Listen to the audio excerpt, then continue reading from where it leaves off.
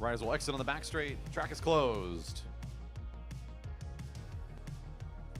We're just moments away from beginning racing. If you're on the live stream, thanks for joining us here. We're just turning things on with a few minutes here before we'll get underway. Of course, our normal rider meeting before the racing starts. You get a look there if you're online to see tonight's schedule. You're going to see some unusual names. Tonight is Emily Alexander's evening to mess with all of us, the winner of the auction, the out-season for race night. And so today should be a fun one. We got some different formats to try out here on a regular Friday night. Looking forward to it. Going to start here very shortly. Riders, please gather up on the infield for a brief meeting.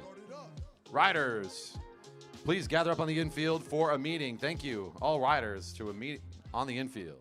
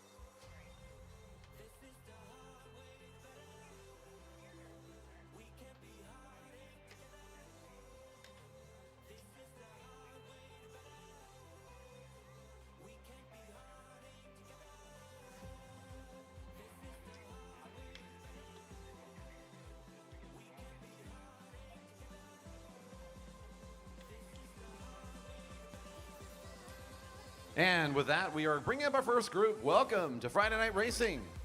Glad to have you with us here at the Velodrome. This is going to be an unknown distance race to start things off. Someone out there has given a certain amount of money and knows the distance, but most of us are not going to know when this thing's going to end, except for our bell ringer and that person that paid a little extra today and donated to the Velodrome. We'll get this thing started from the rail here in just a moment.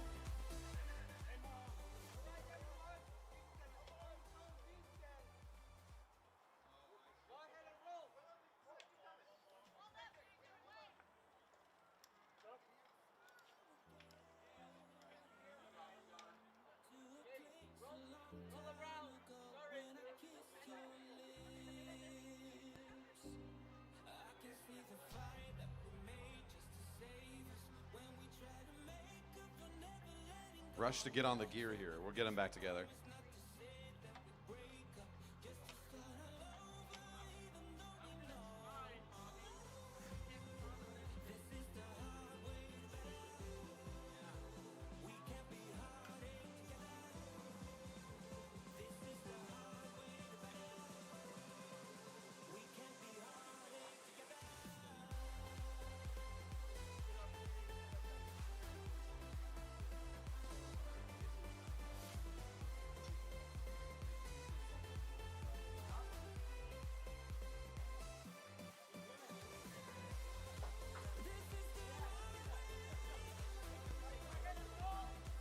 And there's a signal to join here into the neutral with everyone. All right, now we're going. This is the neutral. Get a signal on turn 4 once you come back around to get the race started. No laps showing on the lap cards. Our bell ringer and our officials know the distance. There's someone out there, probably in this field, I'm guessing. That's probably going to be the motivation, who's been the highest bidder and got to set the lap distance. So it's a fun little fundraiser for us tonight, a mini fundraising back. We already made some money off Emily, and she came up with a way to make even more tonight. So thank you again to Emily for being not just part of our board, but also being very generous in supporting the Velodrome tonight and putting forth this fun program for us this evening. The first of 4 races in this unknown distance. A couple riders likely still in their rest, coming back from Masters Nationals on the other coast. Making their way back here. There's a few of our riders that were missing a week ago that are back in this field. So our group looking a little bit more on the average size for this year, but still a little bit smaller than we had maybe coming in during July and the earlier parts of August. Nonetheless, it looks like a pretty good group here ready to throw down for this unknown distance. Scott Grinsell will start things off here on lap number 1.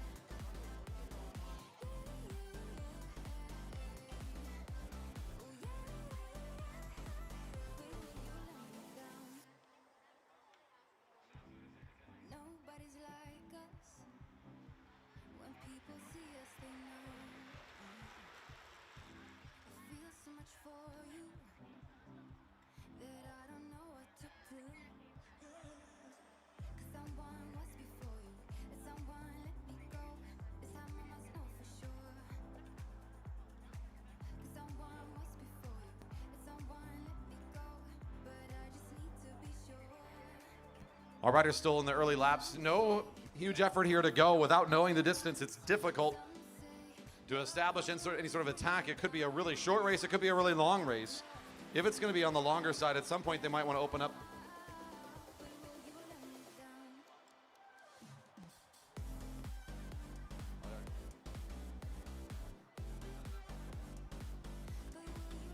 The only thing our riders get to see is how many laps they've completed as they come by. So a couple in here. It's rotating quickly through the front. There's Kenny Williams moving up quickly. Riders taking quick turns in the slower first couple laps here.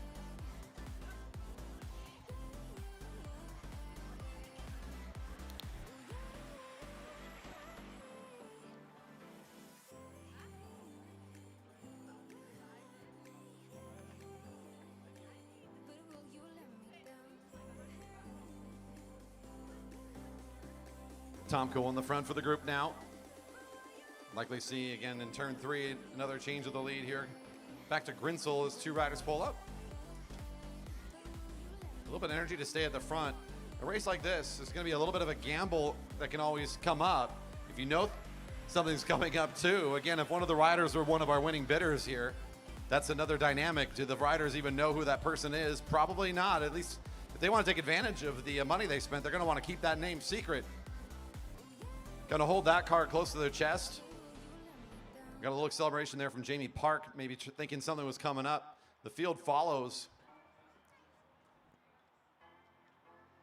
And they'll stay together here through the first couple laps. Now seeing 5 to go, 5 completed, pardon me, with Alex Siegel, number 13 on the front. No bell ringing yet.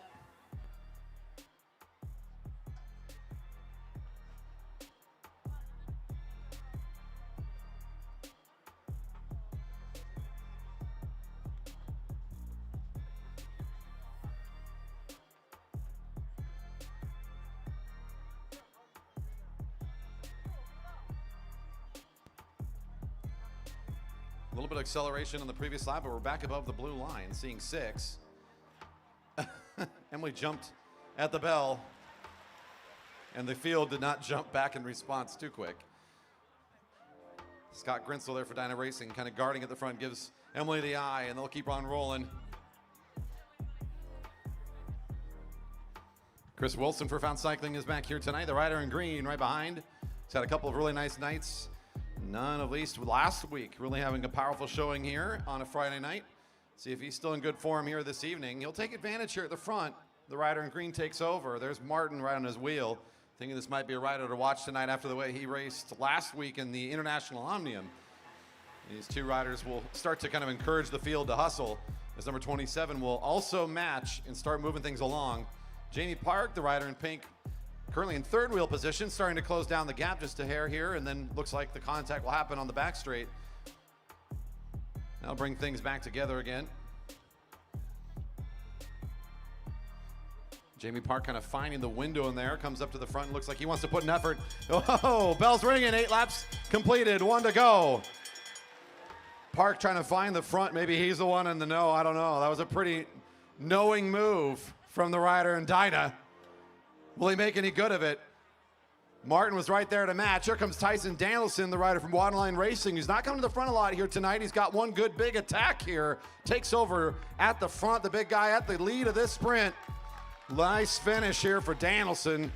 Number 2 coming across the line is Super Mario Sandoval. There's Andy Baker, number 8.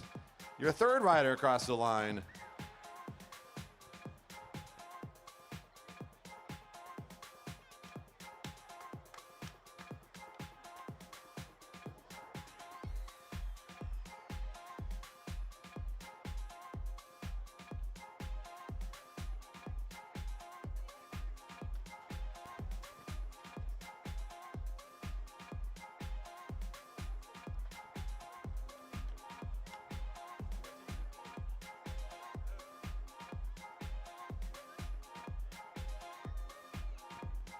The open 1, 2, 3 women now coming up to the rail. They are also racing in this unknown distance here.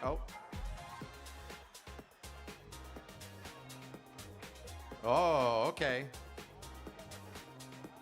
There's the bid right at the line. At the rail, I should say. So at the rail, it looks like we've got the distance being set. And we will go make sure it's official over there as the new bid coming in. Giving us just a moment here to get ready as we finalize just a few things from the last race. And we'll get ready for the next one. Hope you're enjoying this nice evening here in the park. Food trucks here ready to serve you, of course, here right behind the building. A good time between the races to pick up your order. Beverage Garden open tonight. Kiddie Kilo coming up here very soon. We'll start staging somewhere after this race, probably as we're getting ready for this third group. We'll start getting the kids to gather up and get ready for theirs. Just coming up after these unknown distances are completed.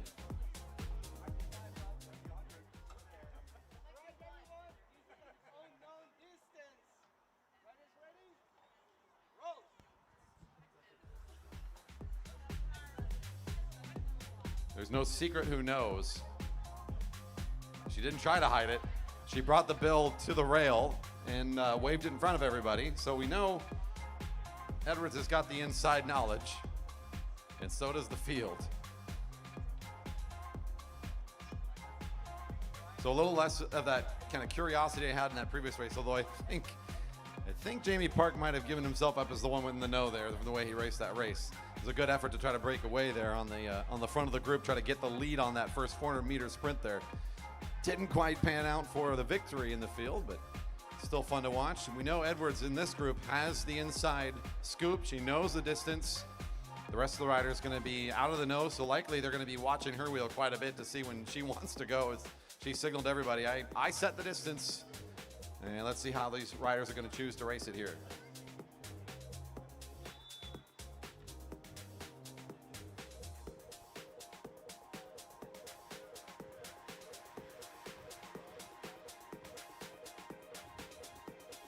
And often we go into this first lap. Our season is starting to kind of come to a close. Just a few more events here in our season of racing in 2024. Our regular season carries us all the way to the end of August. We have 1 week of postseason on September 6th. That'll be our final night for the calendar of Friday nights here in this, what has been a really exciting and dynamic year. A lot of growth for the velodrome in a lot of different areas, and particularly seeing our Kiddie kilo numbers skyrocketing. 1 lap completed. Snover takes over the front and does what she's done for the last couple of weeks and turns it up another notch.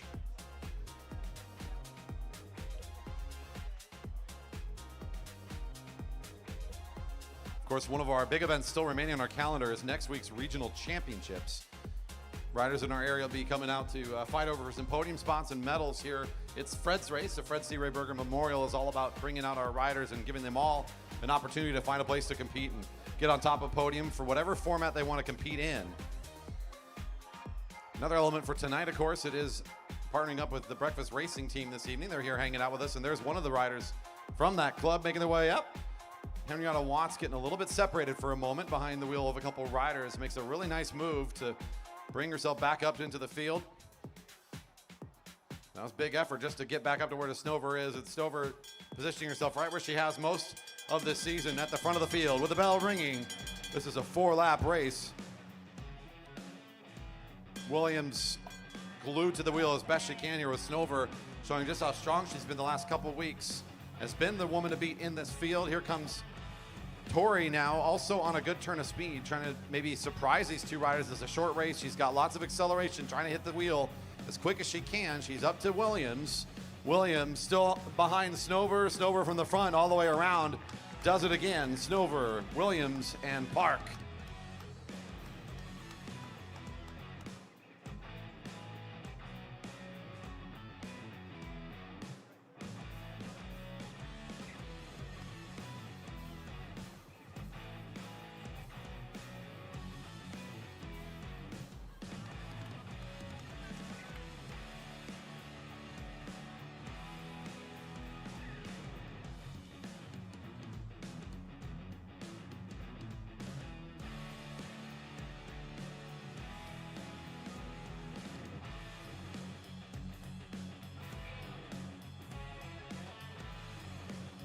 Welcome down to the rail, the Cat 3 men also racing in an unknown distance.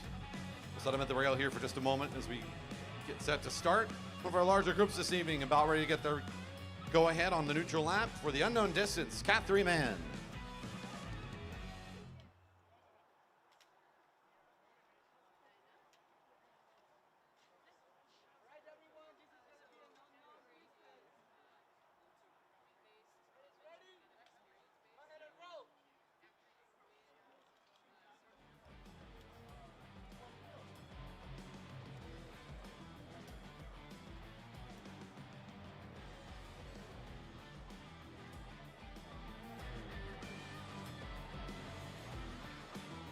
Currently in the neutral, our Cat 3 men will be rolling around for who knows how many laps. We'll get them started out of turn 4. Year-long sponsor and partner for many years. It's Dennis Crane's hanging over in turn 3, it looks like, over in the Stanley sign, getting some good action shots here this evening. Photography available, dbcphoto.com. After racing, you can go check it out. And if you're a regular subscriber to our newsletter or anything, you can also... Oh, Dennis is somewhere else. Where does he hide? It looked like Dennis. Is he over in the beverage garden now already? He is. Don't worry, he's here still taking good pictures. Racing's underway. That's a ways over to, I don't know if you know this about our velodrome. It's a long ways over to that third corner.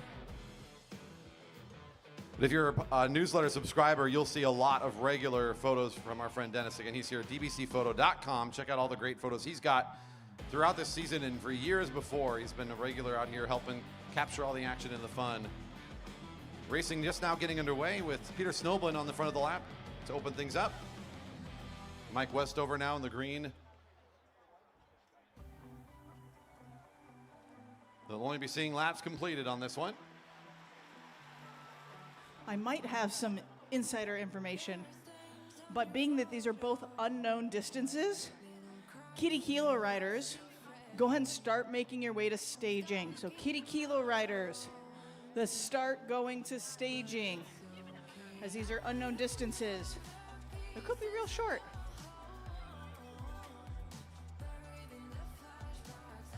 I mean, if she had said, not to start with, I have inside information, she just said it's an unknown distance. We got to go, like, that's not giving away anything. We don't know how long they're going to be. I don't know how long it's going to be.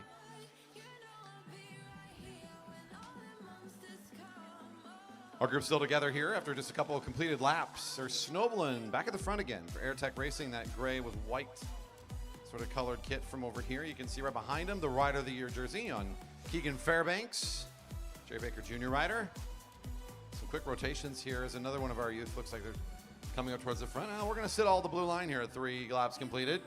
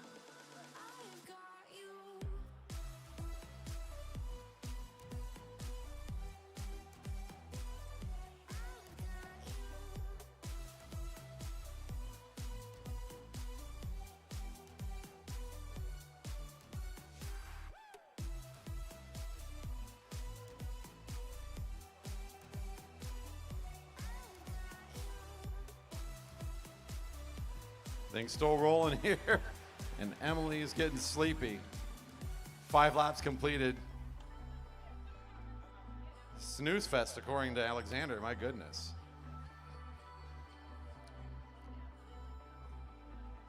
It is every lap you go around on the unknown. I have to imagine when you're out there in the middle of these races, it's got to be a gamble to put in any sort of attack.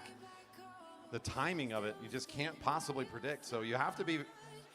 You got to be very confident when it's time to make a move and accelerate against the field. Number 342 is another rider to watch out of this group after watching the International Omnium last week with this field. Absolutely took control for the Cat 3s. Nearly uncontested through the whole evening is that rider Sam Hill. That gray jersey with the red helmet. Currently right behind Keegan Fairbanks, that Rider of the Year kit. So keep your eyes on this rider just kind of throughout tonight for this field. As last week, a little bit more of a straightforward evening for Hill. Had a really good one. Oh, here goes Westover pushing away a little bit. The field at 7 laps completed, allowing Westover a little bit of room here.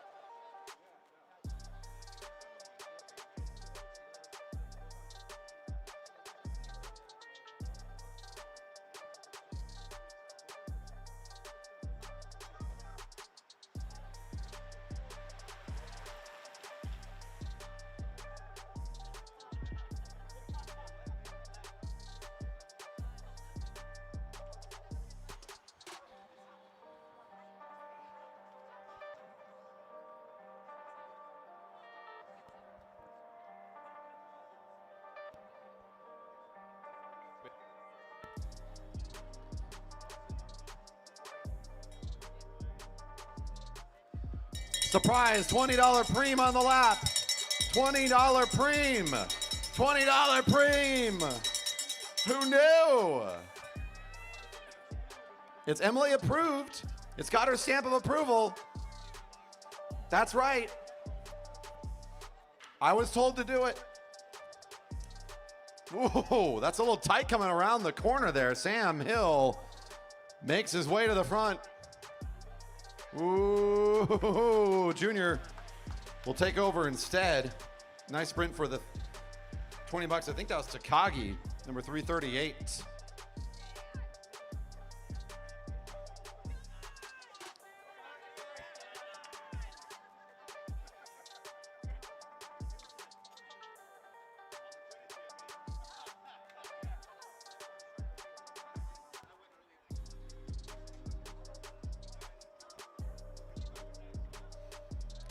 Seeing 11 laps completed.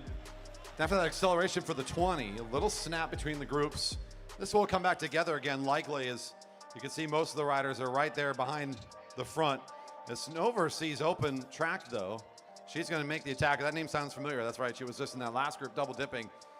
I mean, she ought to here. She's got a lot of distance, a lot of power, and she's gonna compete in this field very nice tonight, I think, based on the speed she's putting out here already in this competition. Whoa, what is this? Snover getting the bell. There's Snow Blend right behind. Oh, here comes the speed from the field. Let's see how this one comes together. Some good moves coming from the back end. Don't forget here, we've got a lot of speedsters in this field. Whoa, coming around the corner, still Snover at the front, but the catch now coming from midfield. All the way around from about 50 meters back. Look at the overtake here onto the home straight.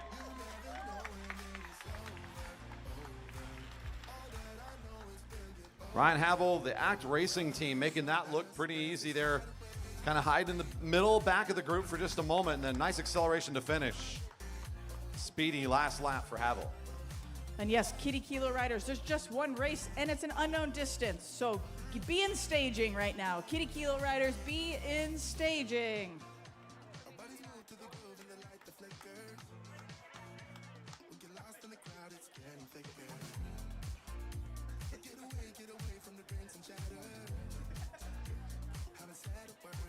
All right, checking in all the way from Hawaii on the live stream. How's it going, Galen Keller? It's a little bit further away than usual. Good to hear from you again, Galen.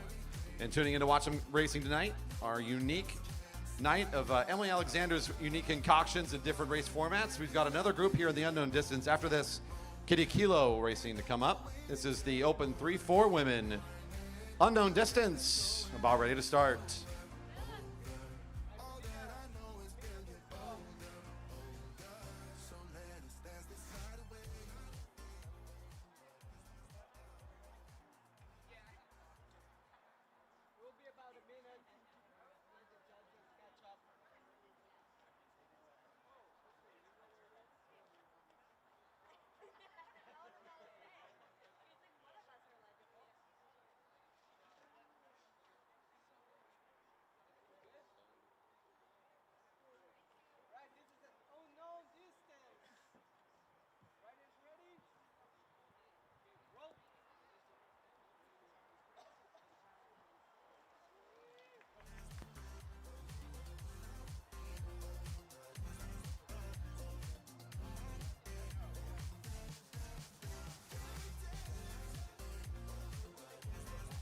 More chance here for our unknown distance scratch set by the mysterious bidders within the fields or from without. I don't think there was any rule. It had to be a rider in the group. So there's a lot of opportunities to mess with the fields tonight.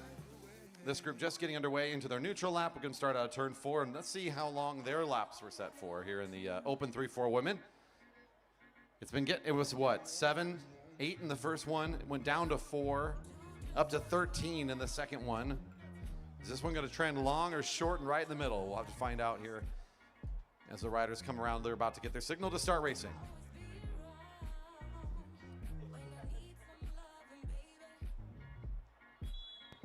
And the signal is given, racing underway onto their first lap.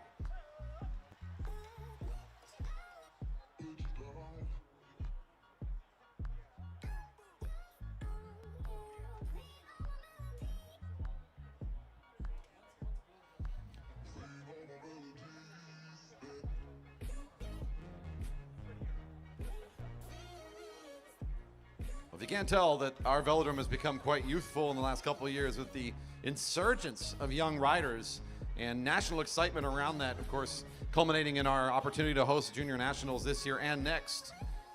There's over 55 members of the Jerry Baker Junior race team that are here as part of our community. We have a growing number of people that make their way out for the Kiddie Kilo, another signal for a bright and growing future at the velodrome.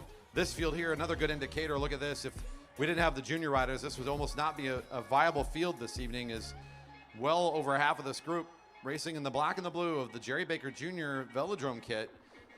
We're also joined, of course, by the Breakfast Racing Team riders out there in that maroon colored jersey. Ooh, Westover jumping a little bit here. Charlotte's on the move, another one of our juniors from the group. The field responding a little bit. I believe that's Watts that gets onto the wheel pretty quickly. That's Laura Safranek, number 204, also here in the race tonight. It doesn't mean you have to be a youngster to start racing. We do also have opportunities for adult riders that are looking to start the sport and come try it out here at our velodrome. If you take a walk around, you'll notice that the banks on this place, we're not too crazy. Yeah, it's not an extreme place to learn the sport of track cycling. We were just, of course, if you were tuning in and watching the Olympic events of Paris and watching any of the track cycling there, you would have seen what a lot of the sport sees, a lot more gradient in the corners, a lot shorter distances per lap. This is a perfect place to get introduced and to grow and continue to compete in the sport. So if you have any interest in trying it, we know that we are a good place to learn. We've got a lot of rentals that are available. You sign up for the class, you're gonna get on a rental, no extra charge to you. We'll get you onto that track bike, fixed gearing, ready for you. You just gotta bring the helmet, the athletic wear, and the good shoes. And we'll give you the instructions and all the safety things you need to know to start racing and riding at the velodrome safely. And before you know it, you'll be invited to be part of the Monday night racing program, where our novices will show up and get the extra experience, earn some upgrade points through showing up and getting a few finishes in there, riding safely. And then you also can be a Cat 4 yourself in no time. The first step is head to velodrome.org, the education tab, and learn what adult classes will be available for you. Yes, it is very late in our season. You might need to wait for 2025. But if that's in your plans, you want to come check us out next year, don't forget to go to the website, set it as a favorite, get ready for next year when we'll start posting a whole lot more classes and opportunities. Adult classes available through velodrome.org. About to see 5 laps completed.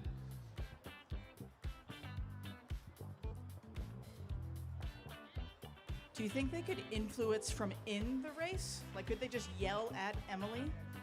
Could they influence the distance from in the race? $150 is the asking price, apparently. To donation to the velodrome, of course.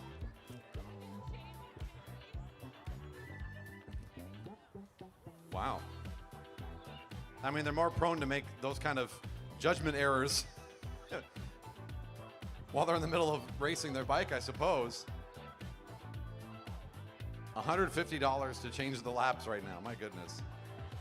So if you want to change the distance, it's $150. Chaos. Donation to the development fund. That's true, that's true. Goes to a good cause, tax deductible, etc., etc.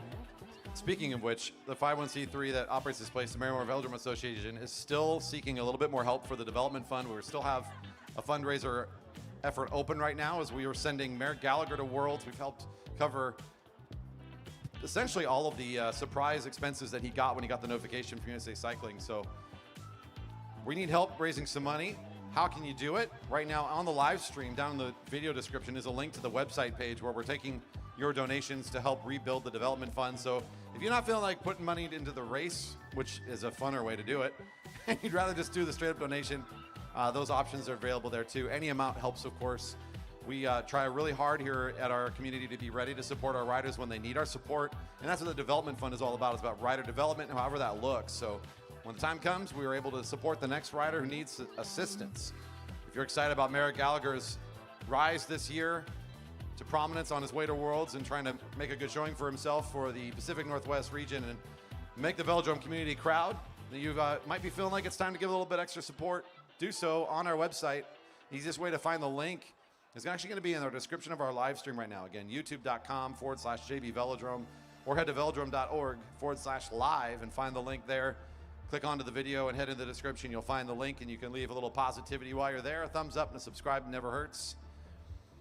Our riders several laps in here, no sound of the bell, and I think Emily was in midway of kind of recounting an entire chapter of her most recent novel. She was just no interest or excitement for the upcoming finish. I think she's giving it away. Yeah, maybe it's time for a nap. I don't know. Plenty more to go from the looks of it. The body language showing we're in it for the long haul. 9 laps completed. Is this going to be our longest one? My goodness. Yeah, I don't know. It only will take a few more laps for it to be that, as we're on our way. I believe it was 13, our longest yet.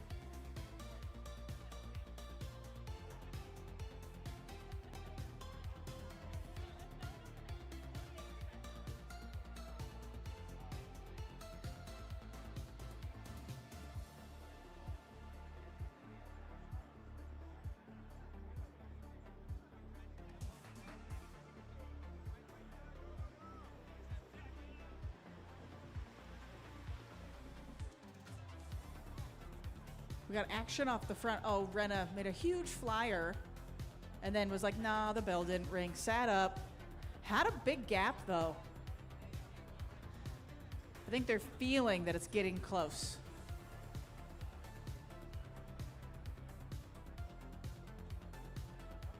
I think you're right. They were feeling something in the air, but it might have been the radio chatter from Emily that we're going to do another preem. $32 to lead this lap. Are you kidding me? 32 something, maybe 31, 30 something. It's more than $29.99 to lead this lap.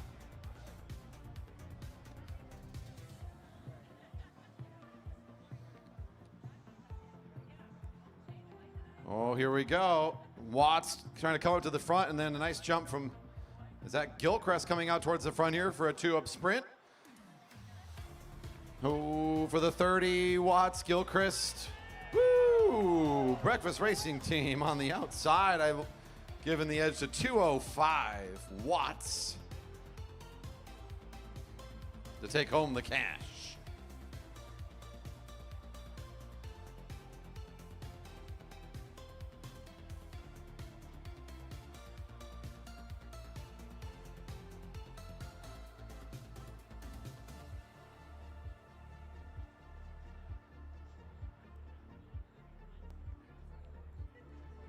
All right, so I rang my bell. Now we're just waiting for the other one to ring.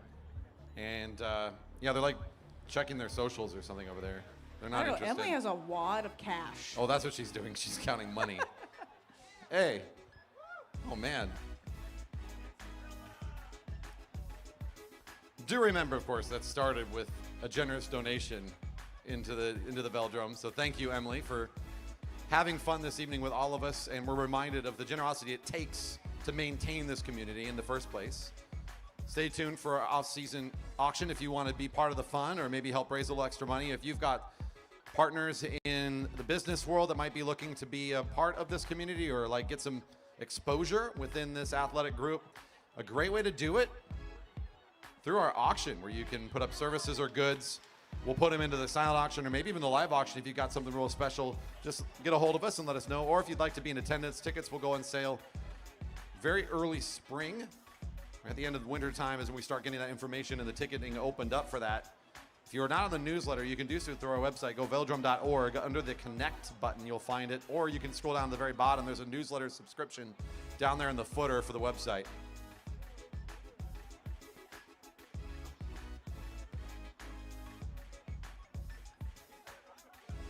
We have officially, a couple laps back, made this the longest of the unknowns here. This last one, it's still rocking and a rolling. No, there's the sound of the bell. Oh, a 17-lap race when it's all said and done. 17 laps for the open 3/4s. That looks to be another move from Renna Fuller, trying to send full send air down the back straight. Here comes Rutomko trying to counter. Another one of our Jerry Baker Juniors was not present in the sprint for the Preem. Is going to have some fresh legs here. They had take control at the front. Tomko. They nab a nice one here. Watts out of the field, second across the line. Charlotte Westover looks to be third to finish here in the group. And it's time for the Kiddie Kilo. That's right, the weekly tradition here at the Velodrome. Bring out the kids and let's have some fun. A fun lap around the track. We just start with the biggest bikes here, the biggest kids. Come down to the start line. We'll send you around for a fun lap. As a reminder, we're going to ask all the parents and families to stay within the grass after you finish your lap. Try to encourage kids not to take the bonus lap and be very quick with your exit at the end. We'll want to make sure that we're going through this quickly and safely for everybody. This first group looks speedy. Watch out, you will get run over, Sam. First group, are you ready? Yeah! Here we go. Ready, set, go! One whole lap.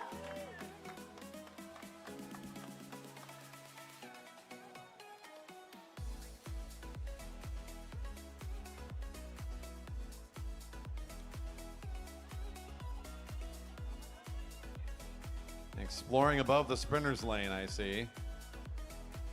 Nice moves.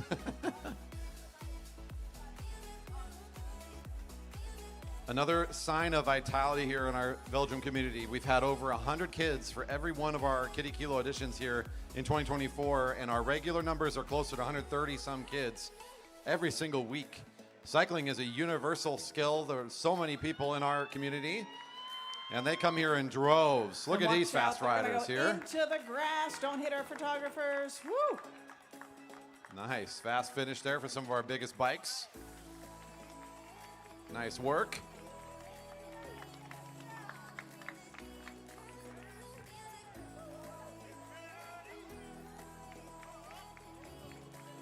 And so once you finish, hang out right there. That was a really fast group. Oh my goodness. We got one more here. Give it around. I think I see some bikes and kids that are big enough for getting signed up for Camp Velo. I think there's one more still this summer available, if I'm not mistaken. Next week is our last chance for the camp for any of our kids that are looking to get signed up. Riders, come on down. Our next big group here. Stay behind the start line. No early jumps here. Come on now. We don't want to false start a Kiddie Kilo. Keegan's right there watching to make sure, too. He'll keep you honest. Fun fact, Keegan started Kiddie Kilo when he was 18 months old, 2 years old. So Keegan, raise your hand, Keegan. He started as a Kiddie Kilo rider, and now he's a very, very fast 14-year-old. The second group, if you keep talking the group down there by the banners, they're just going to go around the track. They're just going to keep on going. Yeah. Are you ready? Yeah! Here we go. Ready, set, go! Woo! Watch out, photographers. Yeah, they're coming. One whole lap. Try to stay down on the flat portion. It is safer. There we go. Nice straight lines. I like the off-road shortcutting. That's a good move. They're moving down the back stretch. Look at that. This is where you want to yell, shift, shift. We sometimes take it for granted the access that we have to this beautiful facility here in Redmond, Washington, that we are in the bike capital of the Northwest, and we also host the only remaining functioning velodrome here up in this corner of our country. We do have some neighbors up to the north, up in British Columbia, of course, that are still rocking and rolling as well. This is a huge part of it, is reminding ourselves that we love all cyclists here at our velodrome of all ages, of all skill sets, of all backgrounds. Welcoming, inclusive community, and something that I think people forget. This is a sport that goes through all ages. You can see right here within the infield, we've got riders who've been doing this for 10, 20, 30 years, ready and willing and excited to cheer for our newest members that come out here It's part of what we do here at the Velodrome. And seeing so many kids coming out week after week, it's part of, again, maintaining the vitality and the excitement around cycling. And of course, seeing the kids, it reminds you that this is about having fun, and that's what they're doing out here. It's a good time to watch the youth enjoying themselves on the back of the bike at the Velodrome, taking the fun lap. They got to earn their ice cream sandwich one way or another, right? Those ice cream sandwiches are huge. Yeah. You got to write off some of the calories. We have some- that's our problem, not theirs, I guess. Some warm-up circle. Ooh, look at that. Ooh. Good job. Good job. There we go. Warm-up circle. People come out of the warm-up circle. We're just going to keep doing laps. Oh, there we go. Okay. Thought he was just going to keep circling in our warm-up circle. Found the glitch. All right, let's get our next group out. Come on down. Let's get another group going. Nice work, everybody. More kids coming here. Here we go. A couple of weeks of regular season left here on Friday nights. If you want to watch the younger riders in our junior teams race, you can also come by on a Monday. Free spectator entry there. We're just a little bit lower key, as it's not about putting on a show as much as it is development opportunities. So junior racing and novice racing going on Mondays along with our sprinters. So if you want to come check that out, that's another good opportunity to see what it looks like to go just one step beyond that Camp Velo introduction level for some of our older kids and families that might be curious about what that looks like. Another way to get a look at that is at the highest level of the junior competition. Go rewatch Junior Nats here from 2024. All available on a playlist through our YouTube. You can check out Junior National Championships they're having here on a track just a few weeks back. Let's send it down. It looks like this group's almost all set to go. Woo. This is a big group. This third group is doing one whole lap again. Are you ready? Yeah!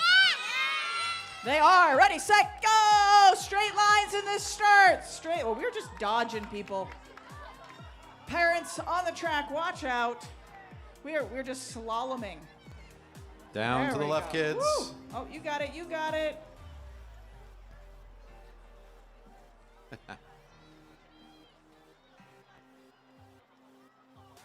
Good. They got it. They got it.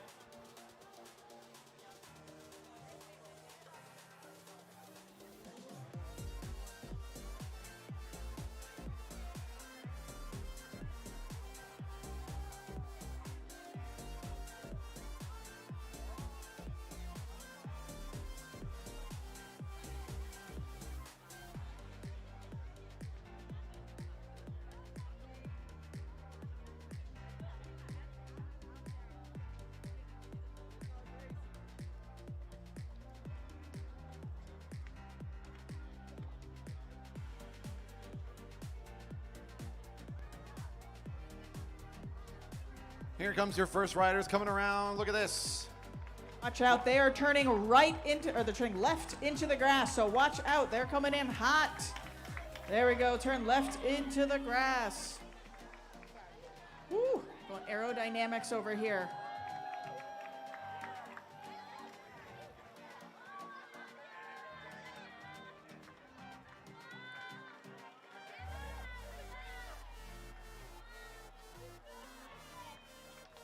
We got more coming, so keep pushing onto the grass. Don't stop right there at the front. Keep on going. Keep on moving. I know it's a long lap. Don't make me move anymore. Nice work.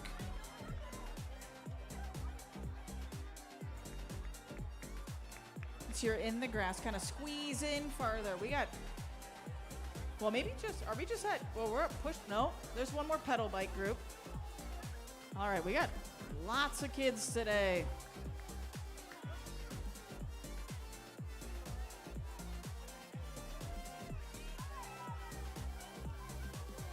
Yes, so we do need people to push further back into the grass. Please don't take a second lap. There's already a lot of you. Push away from the velodrome a bit, more into the grass. Thank you. There's more kids coming. Lots of kids still to come. Thank you. Thank you, parents, for your help. Really appreciate you helping out here tonight. I know it's a lot to manage. Thank you. Thank you. Next group, come on down. Get the signal for the next group. Nice work getting around the velodrome here. A couple of the training wheels in this group. Nice. Keep on going. Keep on going. You're almost done. all the way into the grass and push off the track a little bit here. There we go. Keep on going.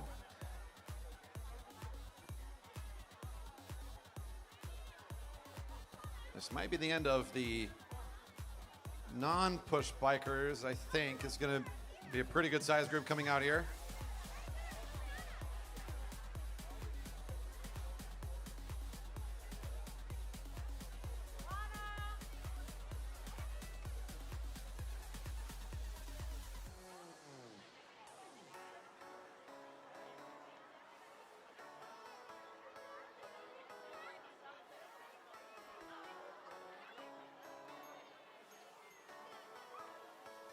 Oh, we got a couple more. Yes, we do need helmets. That's a rule.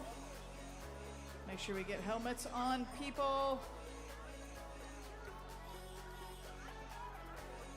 Okay, this fourth group, I don't know how many groups we have. Are you ready? Yeah! Ooh, they're already going. Ready, set, go! There we go. One whole lap. Cheer them on.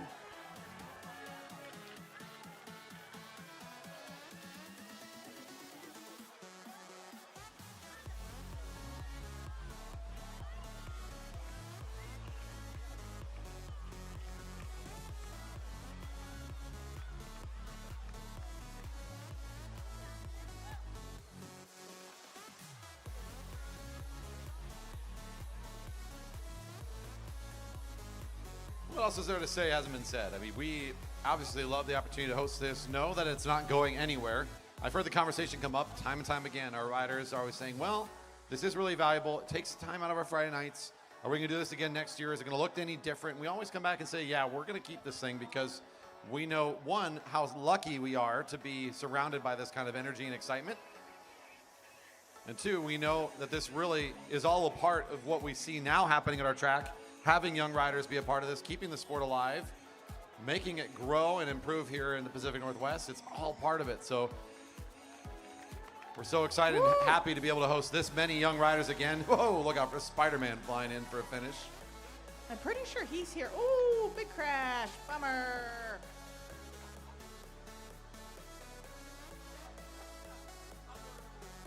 Hey, Tom, where are you at? Come on over to the home stretch.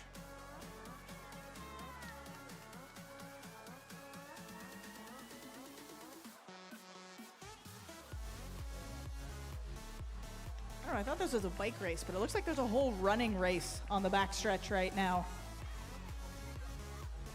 There's also cyclocross going on in the infield. Star Trek's here early. Star Crossed. Talking too much about Star Trek race team. That did just come out of me, you're right. One of the first things that happens when we close down the regular season, Starcross, one of the annual races. I'm not even sure how many years it's been hosted here, but a fun cyclocross event that takes over here at the track.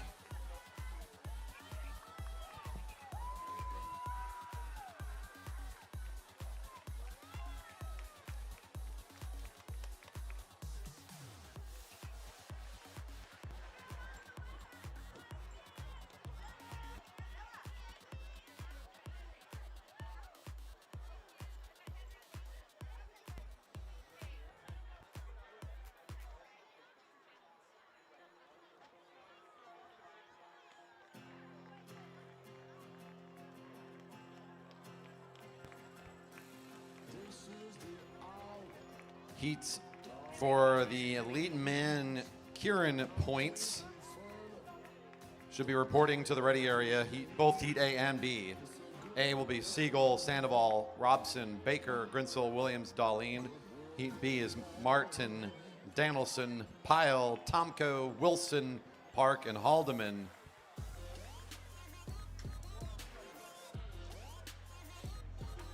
We're almost there for Keirin's riders to be ready. We're going to be going through the groups the same order we started off here tonight. Keirin Points. Push Bike Derby getting set now down there on the home straight. Just got a couple more finishes here in our last pedal bike group.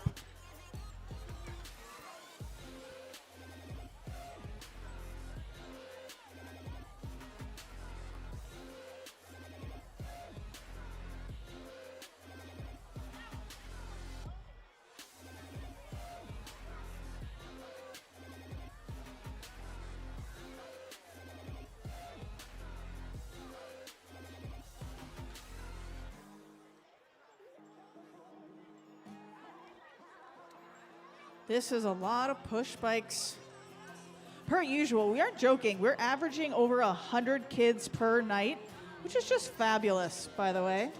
This, though, seems to be quite a bit more today. All right, looks like we're almost ready. Spectators, are you ready for Push Bike Derby? Yes. Oh, they're going. Ready, set, go!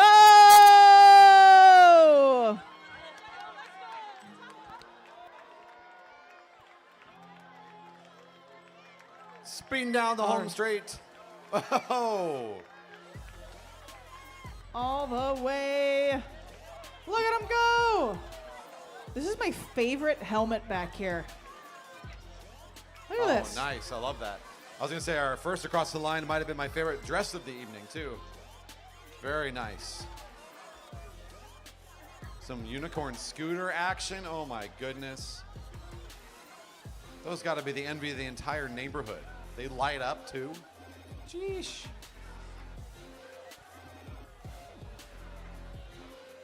All right, it looks like we're almost all done.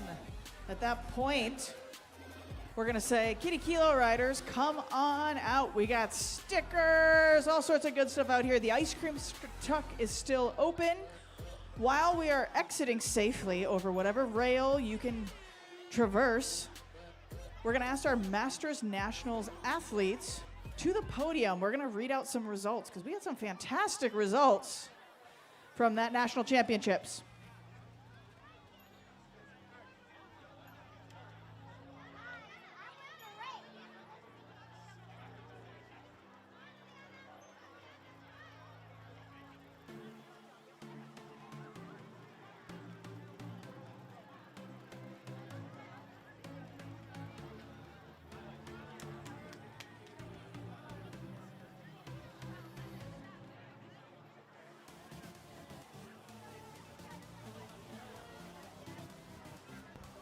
Again, Masters, I have a list for all results here. If you're here tonight, any of our Masters medalers, our champions, head on over to the podium area really quick.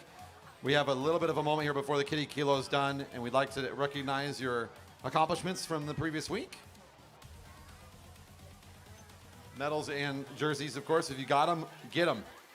We'd love to congratulate you for your results again about a week ago.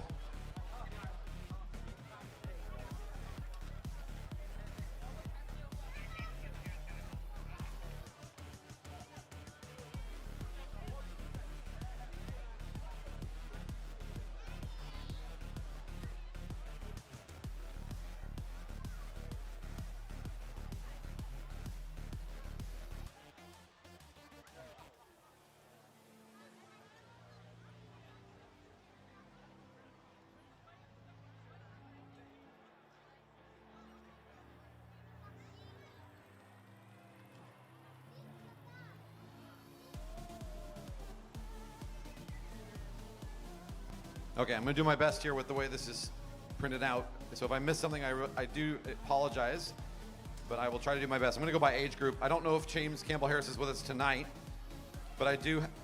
Is he here? He is. Fantastic. Get on up there. James Campbell-Harris for the 35-39. We'll start with a gold medal in the match sprint. Congratulations. Also bronze medaling for team sprint and the 1K time trial. Congrats to James Campbell there, James Campbell-Harris. In the 40 through 44 men, Andy Baker also picking up a gold in the scratch race for his age group, as well as being a part of the team pursuit with Baker. Danielson, Hers, and Hafer all picking up a gold medal for the age group. Congratulations to the four of them for that dynamic race. 2 silvers for Baker as well between the points and the 3K pursuit. Congratulations there as well.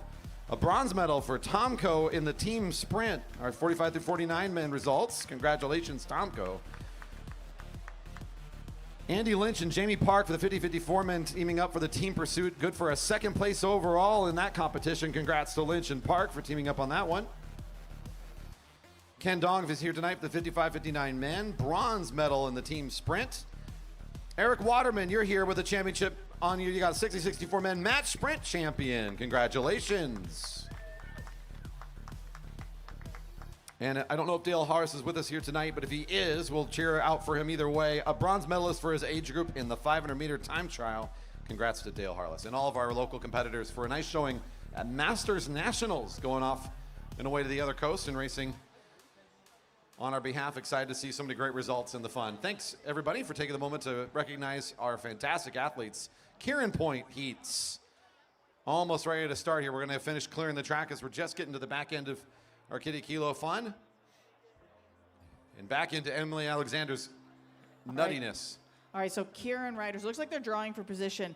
One thing that was posted, but might not have been announced, is that immediately once they get started, like the race is started on the track, people can jockey for position. So we're going a little old school, as in you do not need to stay in your order, so you can jockey for positions very quickly. Make it kind of spicy. Corey, can you though explain what is a Keirin Points race? Like, what is that? The race tonight that we're going to be doing is an opportunity for riders to pick up points twice during this 4-lap race.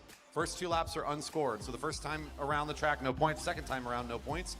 Third time around, it's 5, 3, 2, and 1 to the front of the field. That's kind of like a normal points race. But then the final is 7, 5, 3, 2, and 1. Sounds a little bit like an IO or something. So 2 chances to get points at 1 to go, and on the final lap, the rider with the most number of points at the end, of course, will be your winner.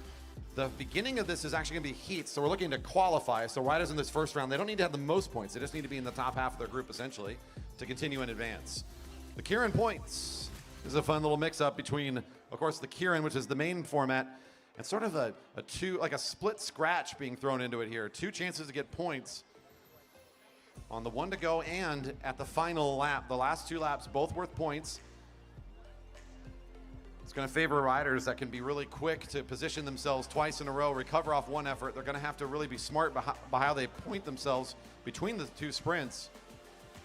Of course, the most valuable one is going to be on the second one. That's going to be winning the final lap worth the big 7.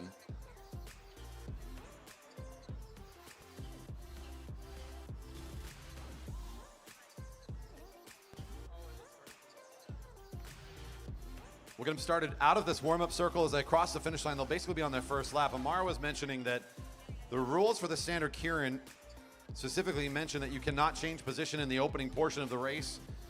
The old school approach to that, back before there was any protections against that, was that riders could begin to reposition themselves right away if they wanted to.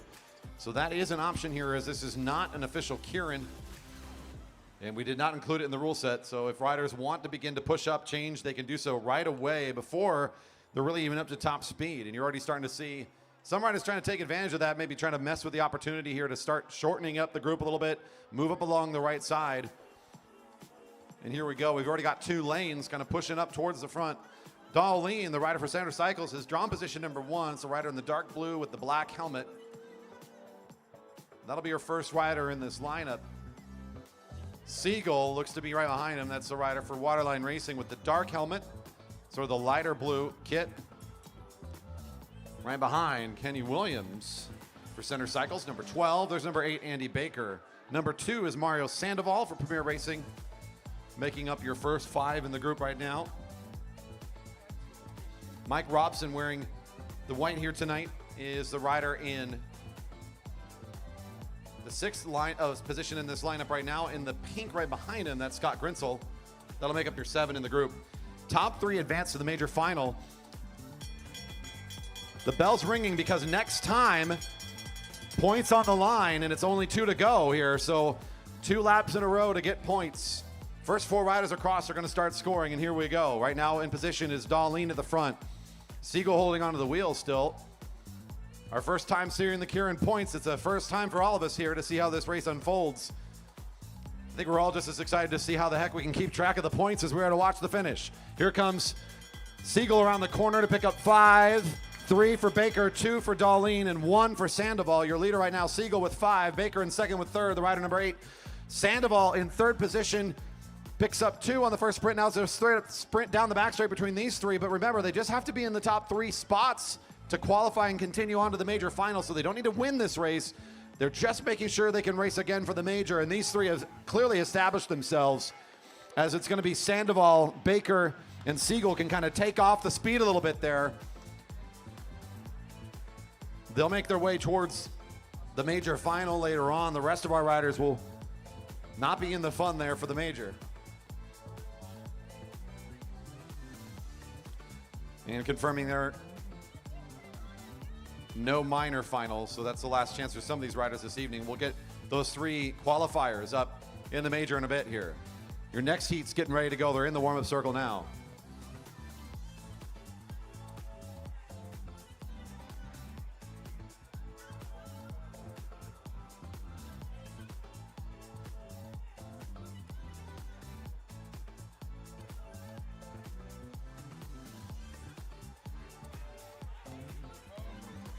Right away.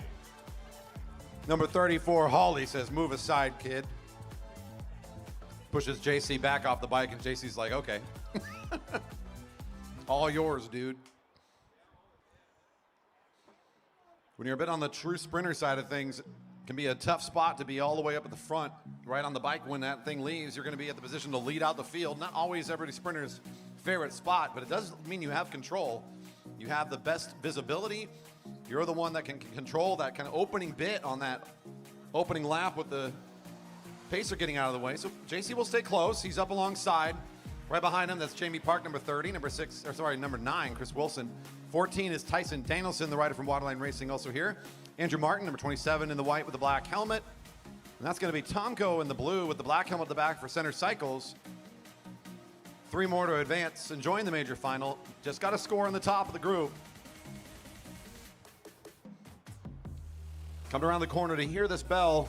Points incoming on the next lap, and off we go. Haldy on the move.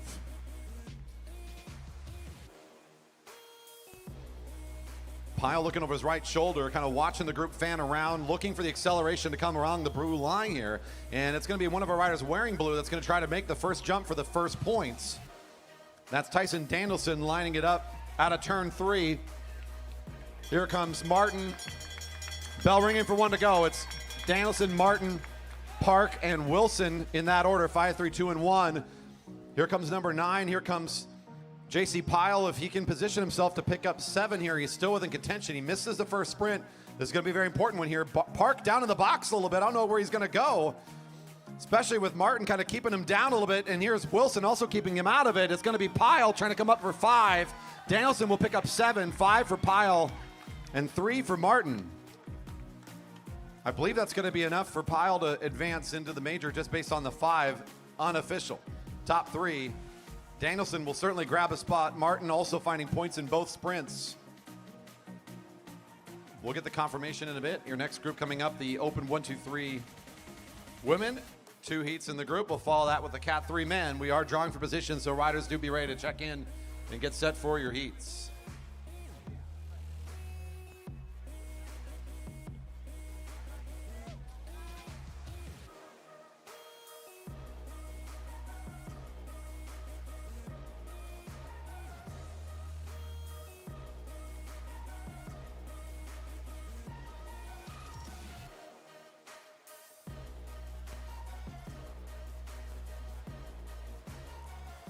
We do have 4 in this heat and 5 in the next, and it will be the same number advancing. So this is very much a story of most of the riders getting to race into the major.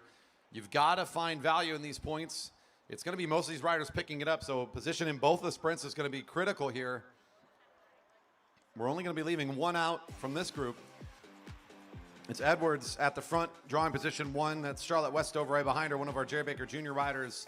Annette Williams for Center Cycles in position 3. The rider in green is Lexi Snover for Found Cycling.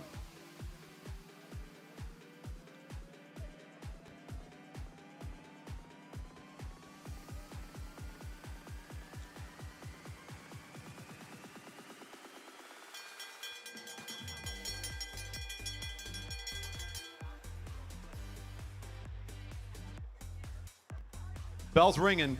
First time for points coming around next time. It's 5, 3, 2, and 1 on this lap. So all of our riders eligible for the points, but the order, of course, is going to be really critical. Snover, nice acceleration out of turn 2.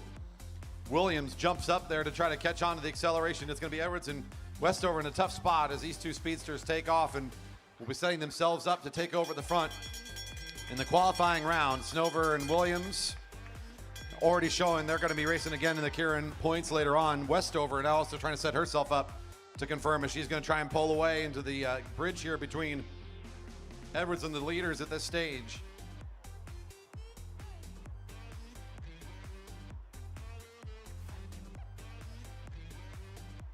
EB coming up next. That will be followed by the Cat 3 men in their heats, also getting set in the ready area, please. Cat 3 men heats in the ready area. And there is Snover picking up the 7 and the 5. That'll certainly give her the nod. Westover will race again in the next stage as well.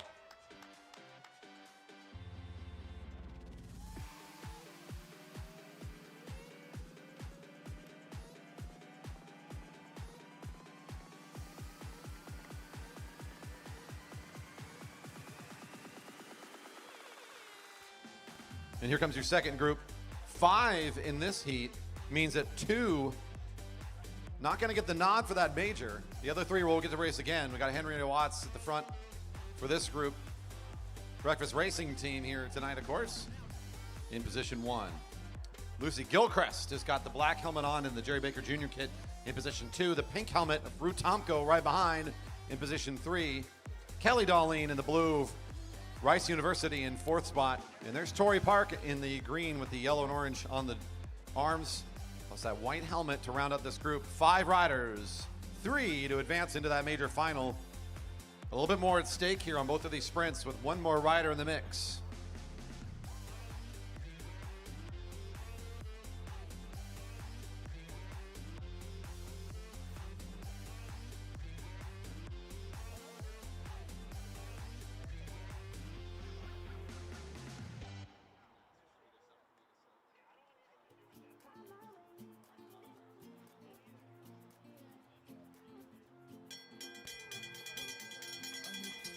Bell's ringing. 2 to go.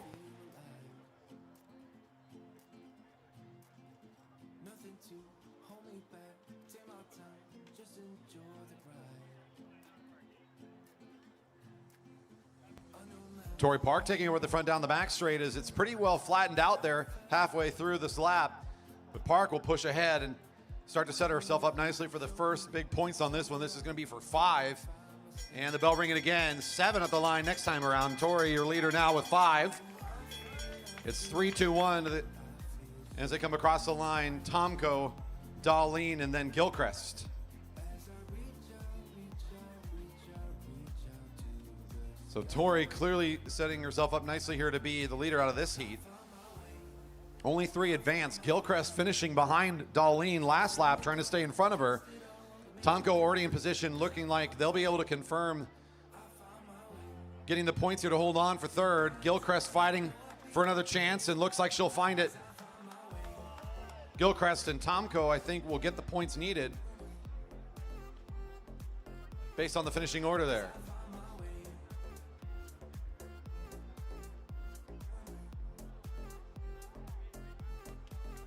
Cat 3 men coming up next.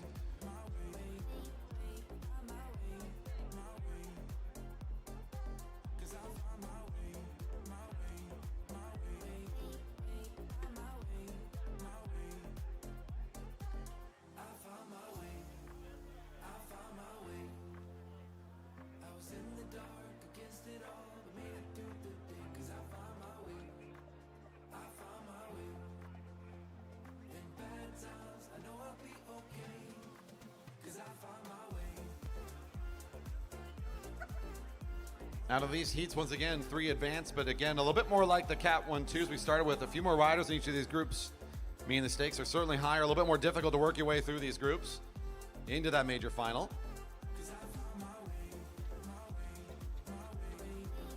This is Heat A now in the warm-up circle, about to come onto the track.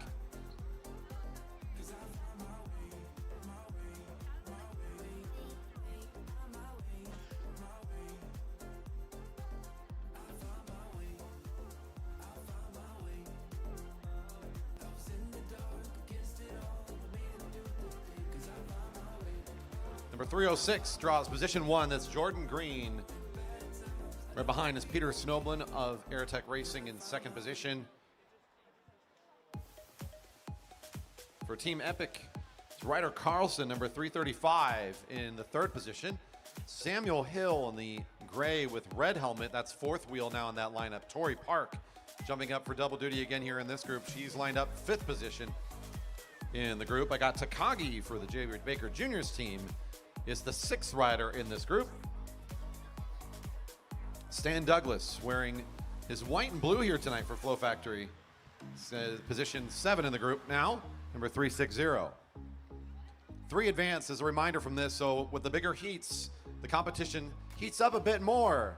As the stakes are higher to just get across the line and pick up some valuable points. 2 opportunities here in the Keirin Points. First one upcoming here shortly. They're going to hear the bell as the pacer comes around this time and exit on the home straight.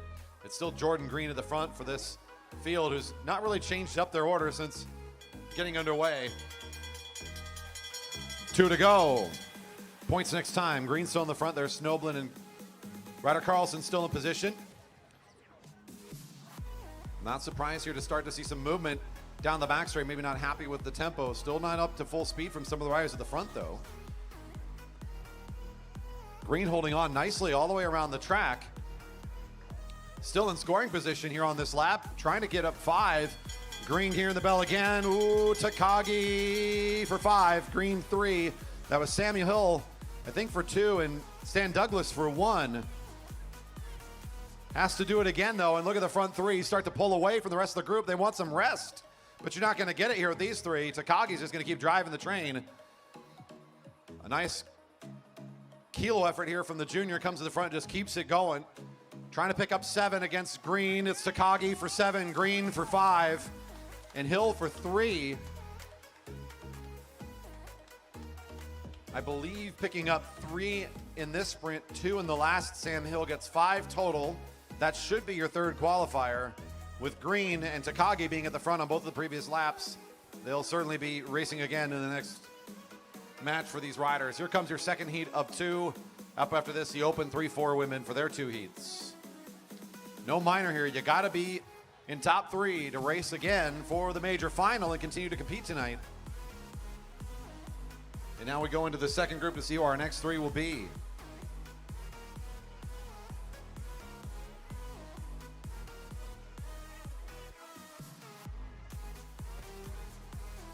I know the racing's coming at you one after the other. Not a lot of chance to get away from the velodrome, but we still got the ice cream truck here. We got delicious food out behind the grandstand, the beverage garden ready if you want to come on over and get a different view and get ready for the jesting that will likely happen in our final race tonight. We'll talk more about it as we get ready for it. Conrad Mayer draws position number 1 for Dyna Racing. Right behind him is Mike Westover in the green. Looks like that's Havel for Act Racing with the white and the white helmet in position 3. Right behind him is Mike Ritter in pink, and next door to him, just above the red line, that's Keegan Fairbanks. And hey, Corey, I made a mistake. We do need a minor final for the Elite Men and Elite Open Women because of season points. So Anna, sorry, I need a minor final for the Elite Men and Women.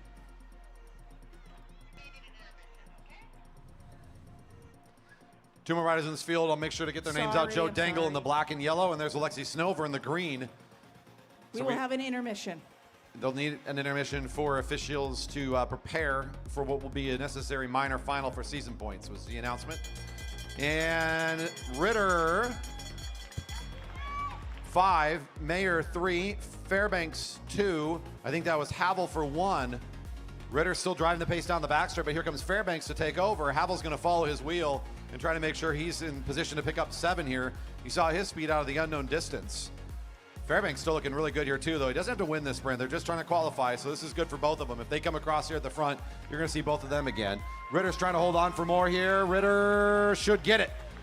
I think it's going to be Ritter, Fairbanks, and Havel, your top 3.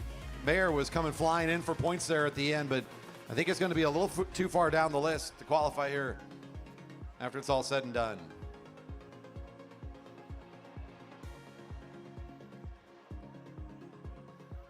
Open 3-4 women, heat A, now on track.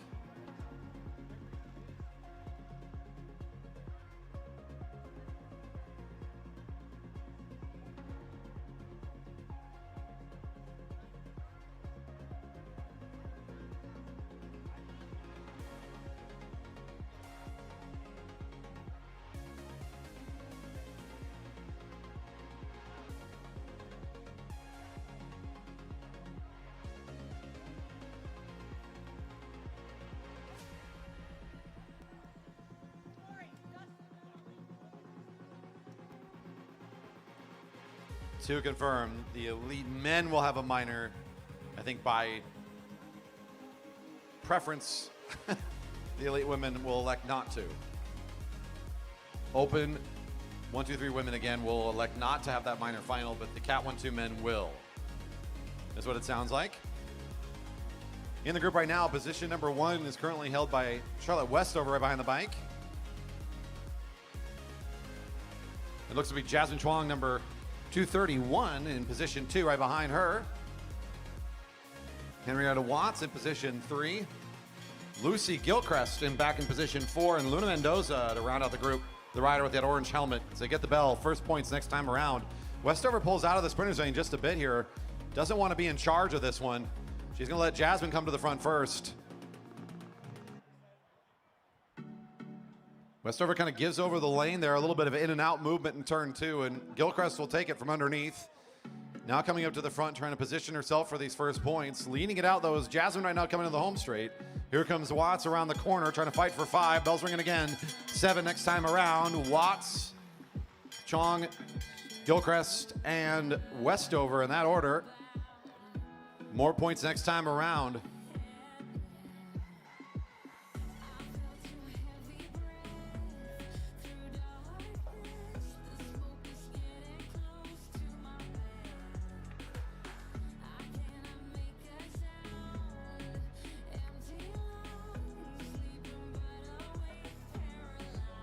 Westover and Gilchrist both trying to pick up points here at the front. Should be able to advance. And ooh, a good fight between Watts and Chong there at the back end of the group sprint.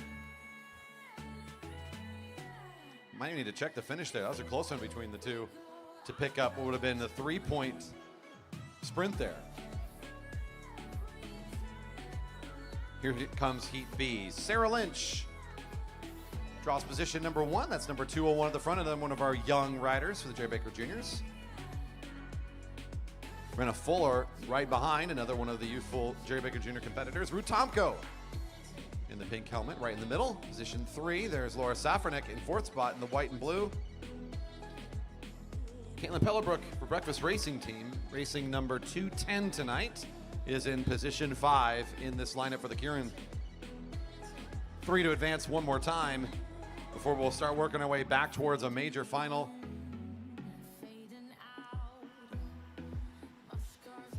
Since we started with the 1-2 men, I think the minor final would be first when we are prepared to do so and host it, followed by the major. Then we'll continue down with the rest of the majors for the rest of the groups here this evening.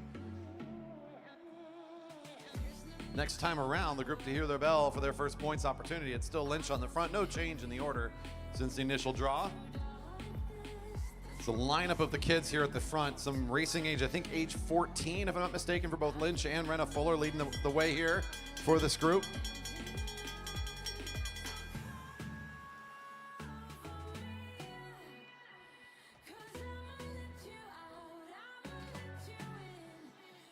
The middle of the field starting to feel a bit of pressure from Tomko. Comes up out of the sprinter's lane and comes up alongside Lynch. Here comes Fuller to match tempo and position here as they hit turn 3. The first of our 2 sprints underway is Lynch will now try to re-accelerate from the sprinter's lane. Lynch from the front trying to get this first 5. Looking in position to get it.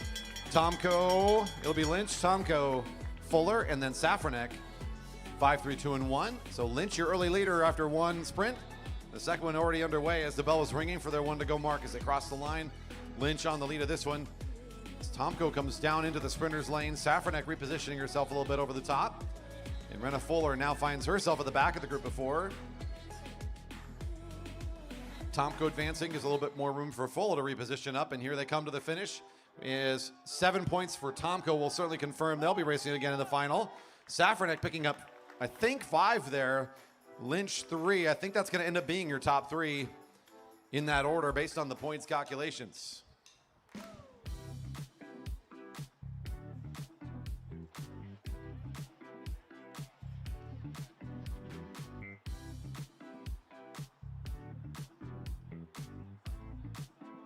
I believe we're just getting our minor final organized.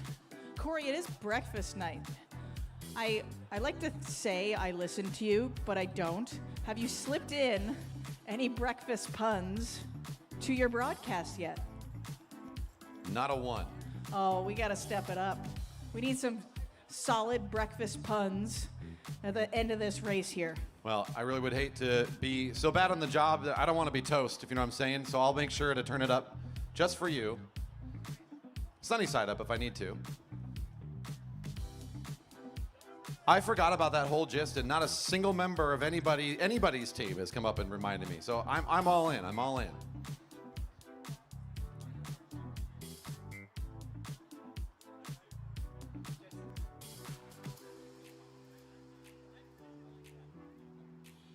We're in just a brief recess here, a little extra time, as we are preparing for a minor final for the Cat 1-2s.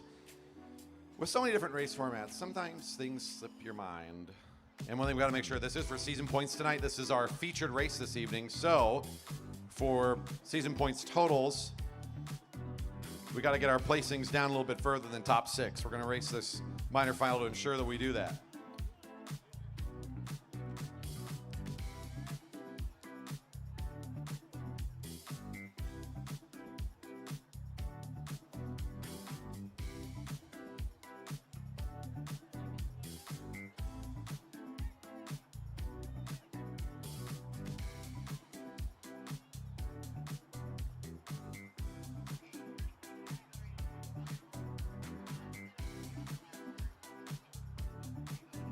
First 3 categories have been posted for their finals on live results. Confirm. First 3 categories, your finals have been posted to the live results. Velodrome.org/live. Last room is being worked on right now, so open 3-4 women, stand by. That'll come up in a bit.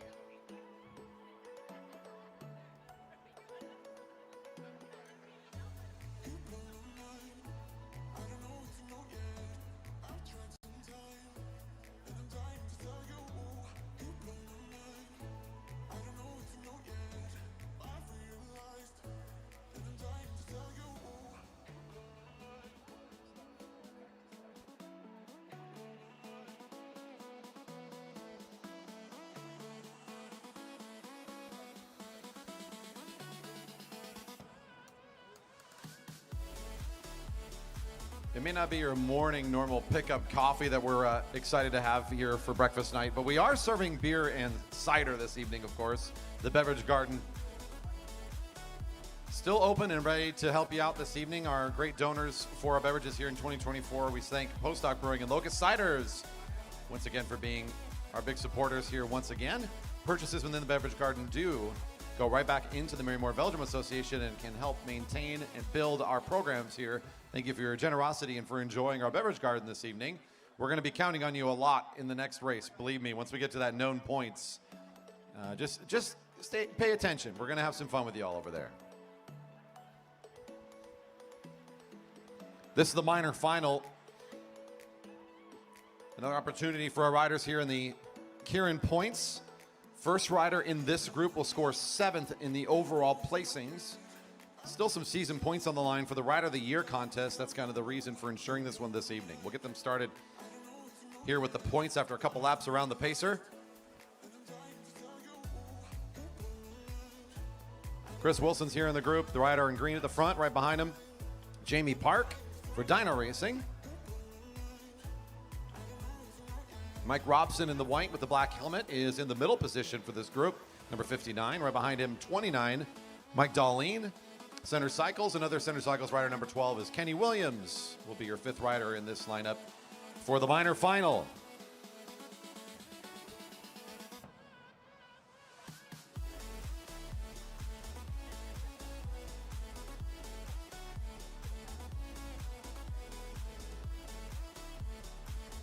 And off we go for the first chance for points. Next time, your top 4 across the line, 5, 3, 2, and 1.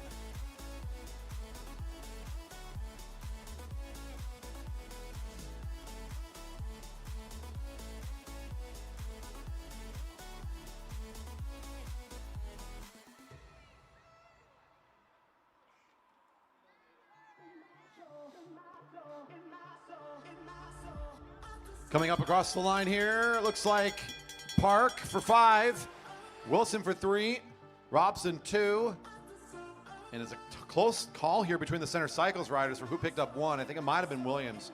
A little too close to the official call there. Lest I let things get too scrambled up, though, I'm going to keep my mind here on the next sprint upcoming. With the ride here to the line, it's going to be at the front between Wilson and Park here for the 7. Wilson fighting for the points. He'll get it. Wilson for 7, 5 for Park. I think that was 3 on the outside to Robson and maybe 2 for Williams. Tough call there for me again. Our officials will get it straightened out, though. Sure they will.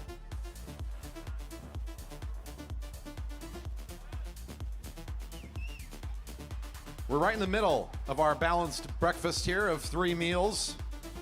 This one, of course, the Keirin Points race. A mixture of the fan favorite and always fun to watch Keirin format, 4 fast laps, and then throwing in what essentially is a split scratch, 2 chances to get points, but rather than putting it at the halfway point, we'll make the last 2 laps fast. It's a bit like a kilometer effort here from the field. A longer distance sprint required. We're now into the major final, our top 6 from 2 heats. Coming together here for the Cat 1-2 men, your fastest from the previous round, all coming together here for the exciting finish. Tyson Danielson, number 14 to the front. He's got Alex Siegel, his teammate, right behind him, number 13. There's Andrew Martin, number 27 in the white, the black helmet. Side by side is JC Pyle in the black, and the gray next to him for Liquid Velo is Andy Baker. Mario Sandoval at the back for Premier Racing in the white. All 6 of these riders look pretty strong in their heats. It was kind of like a group of 3 that pushed away on the second lap. So clearly, these riders showing that they're a little step above the rest of the group here tonight on their top speed. Should set up for a fun finish here. Seeing 2 to go. Danielson at the front, a good position for this rider to be in. He's going to try to control the pace of the opening portion of this lap.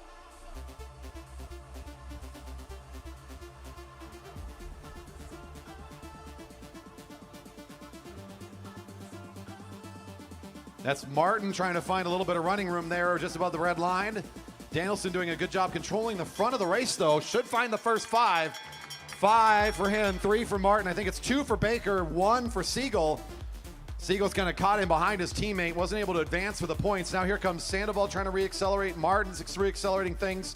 This for the big 7 and what will likely be the win. If Martin can find the front, he should be able to get this here. Danielson getting overtaken now. Here comes Siegel finding the window he's looking for. Siegel running at it. Here comes Martin and Siegel. Ooh, Martin, number 27, holds on for 7. That should do it. He's happy about that as he's chasing some season points here tonight. That's a big one there for number 27. I think Siegel found 5 on that last sprint after picking up 1 in the first. Should give him 6. But it will be Martin, your champ, after those 2 sprints come together. A little tough for some of the riders to get off in the back straight, but we're going to go right on into the major for the open women 1, 2, 3 riders. Same idea, 2 chances for points in this major final. This is for top 6 positions in our featured race this evening for these competitors. Rue Tomko draws position number 1. You've heard their name a couple times as they're double dipping in the open 3-4 women. But obviously going to try and put together a good result here in the 1, 2, 3s tonight. Right behind is Lucy Gilchrist, also a rider racing twice here tonight in the Keirin Points. Lexi Snover, the rider in green, not making the cut for the major final of the Cat 3 men, I believe. But here in this group, should be one to watch as things get up to speed. Tori Park right behind with those colorful stripes down the arms and the off-white helmet. Charlotte Westover of the Jerry Baker Jr. is his rider number 5 in this lineup, and 6th, that's Annette Williams of Center Cycles.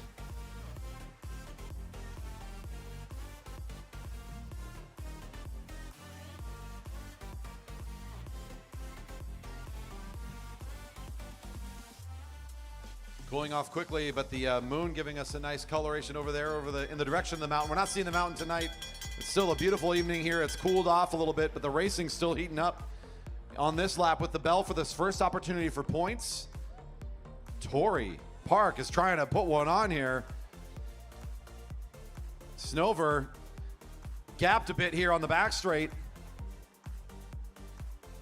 Williams doing what she's done pretty well here through tonight, trying to find Snover's wheel and just match that acceleration. And she's, again, really well attached here to the wheel, follows the move. Snover for 5. I think Williams 3. Close call there, though. Park for 2. Unofficial. It's one of those 2 riders. But here goes Williams following Snover on her way towards the second place. If she can come up here for 5 points, Snover is not going to try and let her come around at all here. And likely we're not going to see anyone else on the front of this race besides Snover now all the way to the finish line. Ooh, Snover will capitalize and finish for 7. 5 for Williams, 1 up in second. And Park will be your third place rider with 3 points on that final sprint.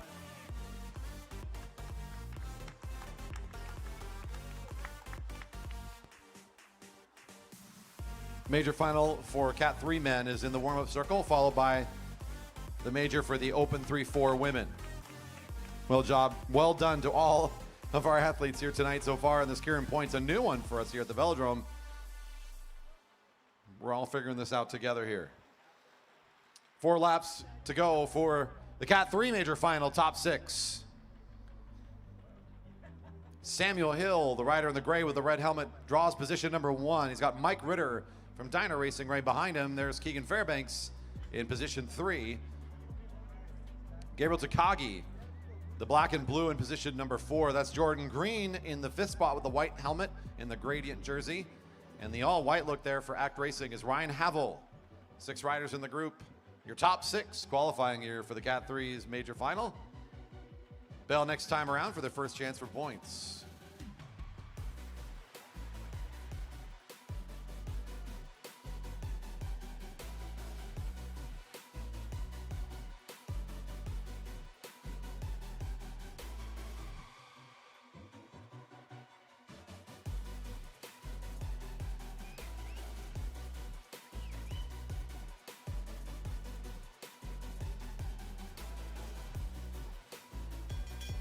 First chance for points coming up here. 5 at the front of the field.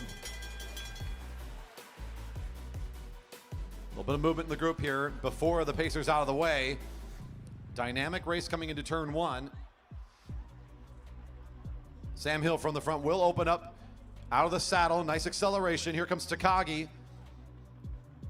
What a good story it's been for him. Only really getting 1 season as a true junior here, but he's having some nice results. Trying to get another one here tonight in the points Keirin. He'll get 5 on the first sprint.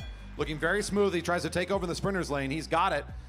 Fairbanks trying to follow the move. Fairbanks and Hill also in on the points on that first lap. I think Ritter might have done cleanup duty with 1, if I'm not mistaken. Now Fairbanks is trying to make their own run at it. Hill has been following his wheel, looking for an opportunity to take over the front. It's a little tight in there. No room to move. Ritter's kind of closing the door on Hill a little bit. It's going to be the juniors at the front. And the big 7 for Fairbanks, 5 for Takagi, and I think it was 3 for Ritter. That should give the Rider of the Year the win on that important race for him as he continues to hold on to that jersey. Takagi all the way from the front, maybe a little too long around the track. Couldn't quite beat the younger competitor from the team. Manages to slide in for the final 7. Nice finish there for Fairbanks again, and trying to hold on to that jersey every week he can. For the Open 3-4 women. One more time for the Keirin Points race. Your last chance to watch it this evening. After this, the known points, the opposite of mystery.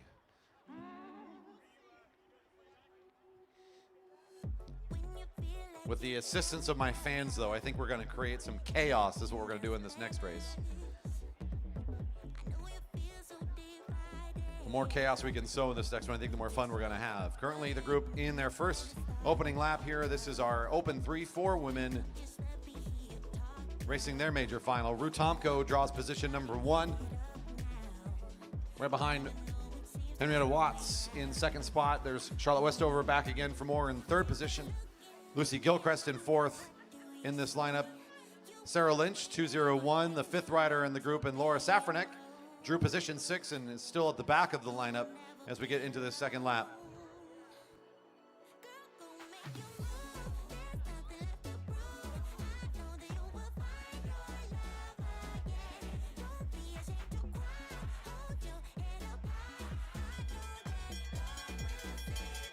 And off we go in our major final, the final one this evening.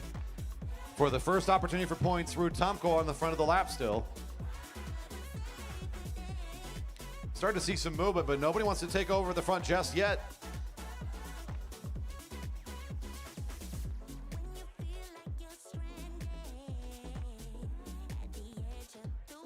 Tomko driving this from the front. Taking this all the way around the track for 400 meters. They're on their way to picking up 5 easily here. And one more lap to go. 5 goes away of Tomko, 3 for Westover, 2 to Gilchrist. And I believe we're going to score 1 point for Safranek. Tomko still on the front of this after going all the way around the track one time. Going to try to do it again from the front. None of our riders in the Open 3 for women yet able to come around. Here comes one more challenge. Tomko trying to hold on for the 7 as well as the 5. Trying to finish in dominant fashion here today in the major final. And Tomko by about half a bike. Oh, Gilchrist was closing quick.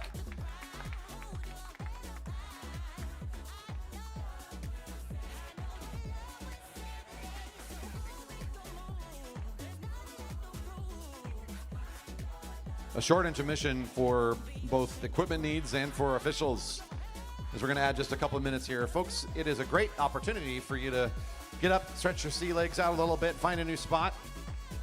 I think we can smell the griddle on. It's not bacon and eggs, but it is Italian subs and pasta. Maybe not your normal breakfast course, but we're still serving it up here today. Plus the ice cream sandwiches. Beverage garden, of course, open, and more racing to come. We're going to take just a very short intermission here. We got some folks that need to change out some of their gearing, get ready. We got a few minutes on the clock still. Let's get our bikes reset and ready for the next race.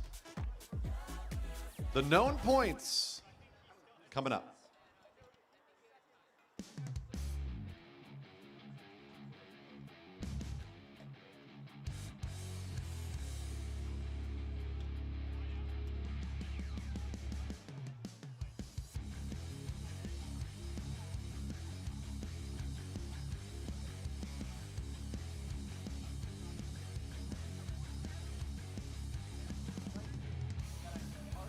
Called him out earlier during tonight, so I don't know if Dale was here in person or not, but I saw him on the live stream.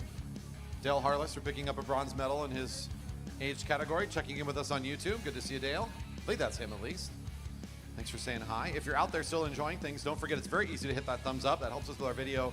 So does leaving a comment, by the way. Go into if you're in the live stream, don't forget to leave a little positivity or a little note of where you're listening from. We love to hear from you. Upcoming is going to be a very interesting race format, and while we're in this short pause here, I'm going to give an opportunity to kind of get through the race so that people can get set and ready to go, especially the fans here along the home straight. We're going to need your help. Here's what's going on. The known points, the riders know before the race starts. They have the understanding of what's happening. They know when the points should come. They know what laps they're on, and they know how long the race is going to be. And it's a normal points race. It's 5, 3, 2, and 1 on those laps. The problem is that there's no lap cards and there's no bell for them. They don't get to see any of that while they're in the race. In fact, lap cards have already been pulled back and away. The only time they're going to hear a bell is at 1 to go, letting them know they're on the final sprint. Before that, they just got to keep track of the laps. Here's my call to everybody. I need the most misinformation that you can possibly provide to the field every single time they come by. I want wrong laps. I want points coming up on this lap. I want moves that aren't even happening. We need as much information that is wrong to possibly be coming their way. So when you're seeing them come by, especially down there in turn 4, we need a lot of enthusiasm on the wrong laps. We need people calling out, again, all sorts of stuff. I'm going to give here's my promise. I'm going to give the points accurately once. That's all I'm going to do. Somewhere in the middle. Somewhere in the middle. One time, I'm going to say the points that we have it accurately at some point in the middle of the race.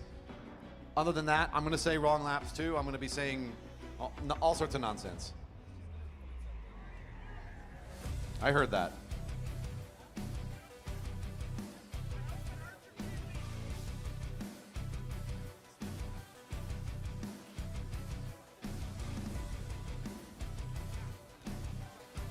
Maybe I should pull up a Wikipedia article and just start reading.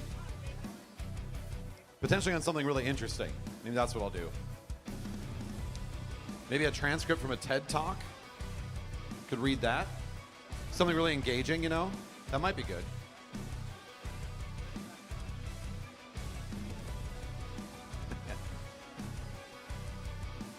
That's coming up in just a minute. We're just giving our riders last chance here to get some gearing swapped out as the equipment for the Keirin to this race. They're going to want to make some adjustments.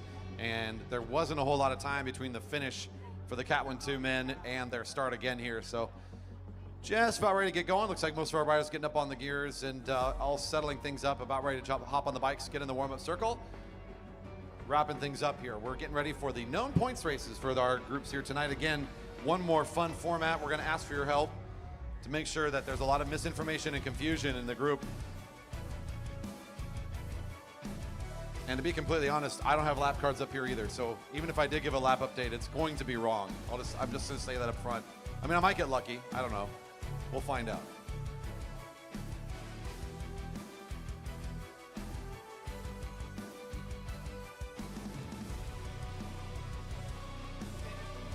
If you want an opportunity to have your own fun messing with our riders, coming up with some cool formats, one of our featured races on the YouTube channel, if you go back, was some of the previous nights we've done this. We've had some really creative ideas that have come out over the years, and this is an auction item.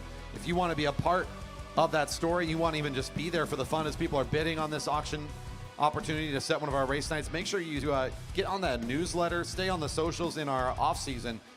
This is a spring event. It is a ticketed fundraiser that we do. Your ticket goes to support the cost of the event, essentially cover your dinner and the facility, and then everything else we do within the building is all raising money for this velodrome. We're operated by a nonprofit organization, the Marymore Velodrome Association, which has been doing its work here in the Redmond community since 1975, and every year has been responsible for maintaining, updating, and running this velodrome facility for all its great uses, including the race programs you see here, and of course, all the education opportunities, rider development, and more that's gone on here in the last several decades. Your off-season support makes a huge difference, and all donations, of course, go right back in ensuring this community stays lively and thriving. If you're out there enjoying the live stream, that's a result of the monies we raise. If you're out there seeing Junior Nationals coming here, that is a result of the money we raise. If you enjoy the weekly programs that we put on with our food trucks, our beverage garden, and this action here with the Kiddie Kilo, that is a result of the funds we raise and the efforts we put in our community. Thank you again for everybody who supports us, our great sponsors, and of course this community that is out here every single week with us.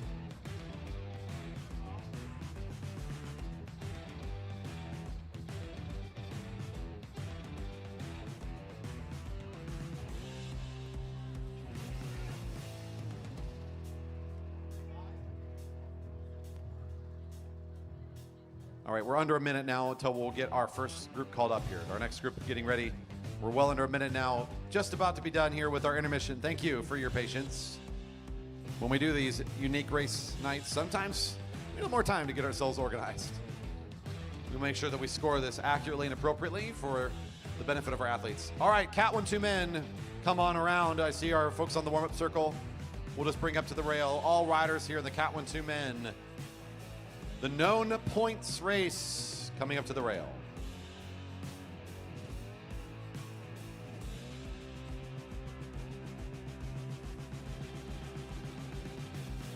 So specifically, this is a 6x5. Your riders know that there will be 6 times to sprint every 5 laps. They know it's 30 laps in total.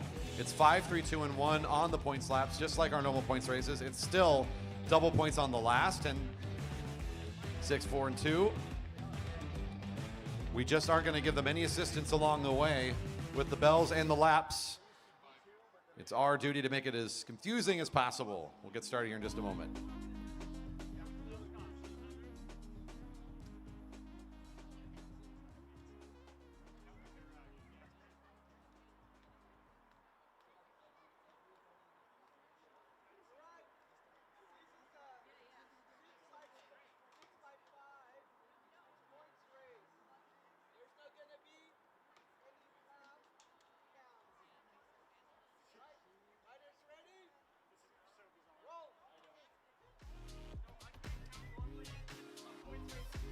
So who's the signal caller?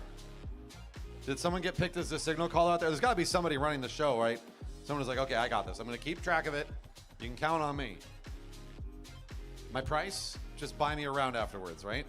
Speaking of which, if you're in the beverage garden and you give them the right information, I think you owe the entire beverage garden a round. Like, how dare you?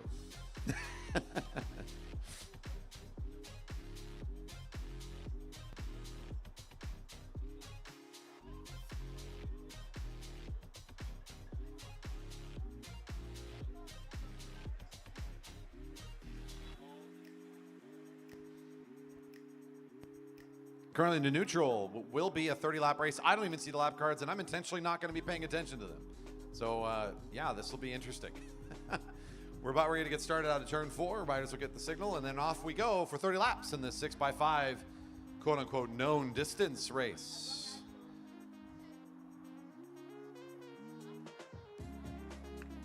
All right. This is our 7x4 points race just now getting started. Currently in their 3rd lap already. Incredible speed.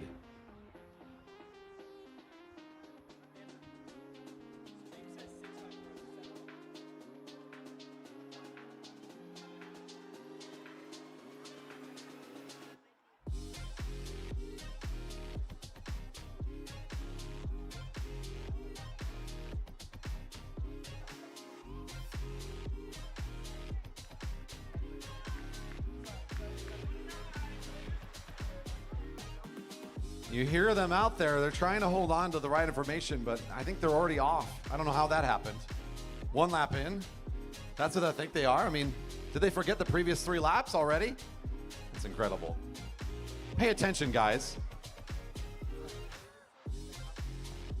I think they whistled before the race even started, so they think they counted that.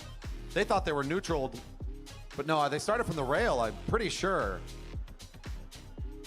What, did you not see that? I don't know. I think it was a start from the rail.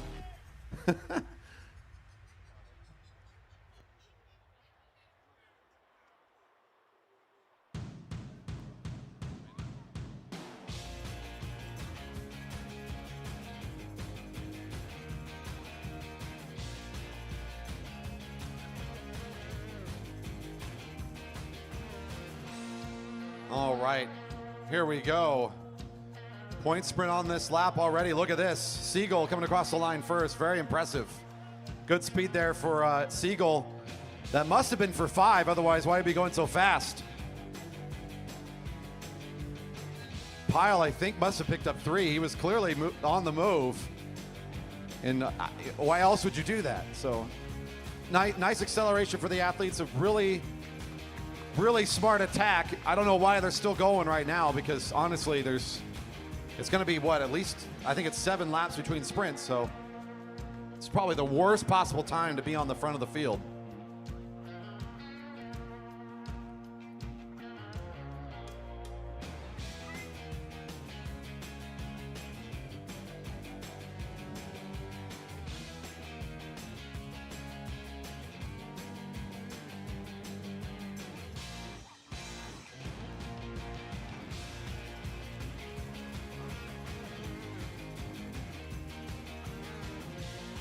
We got some shenanigans in the beer garden over here. Though I will say, it looks like they sprinted that lap. Who knows if that? What if the sprint lap is this lap and they all just counted wrong?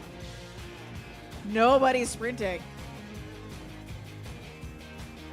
And Corey, no one's saying you can't ring the bell from up there at random laps. That's true. I do have a bell. They're just shouting numbers. I'm not hearing enough of those numbers, and the closer those people could get, I know they want to be in the beverage garden, but I'm hearing it being communicated over here at the line. I might need some homestands help here. I need more in the finish line vicinity.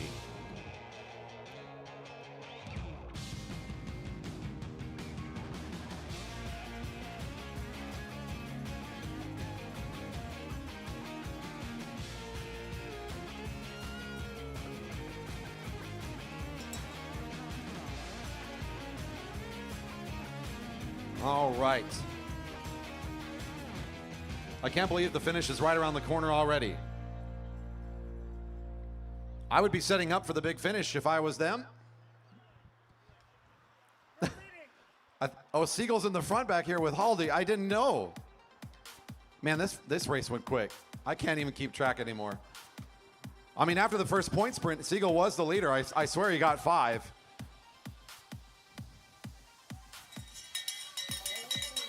The bell's ringing. I need more bells. Who else has got a bell here? I don't know where lap we're on. There's just a bell ringing, just as a... Yeah, I don't know. Okay, just bells ringing everywhere. All right, got it. I don't have any idea where lap we're on, so...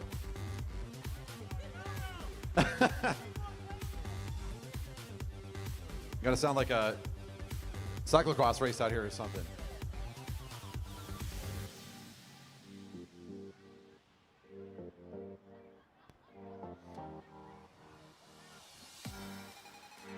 That was a really good position there for number 26 to pick up the big 5, I'm pretty sure.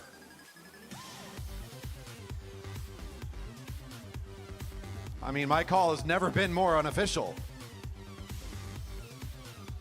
They think they're sprinting, but this is a really embarrassing miscalculation.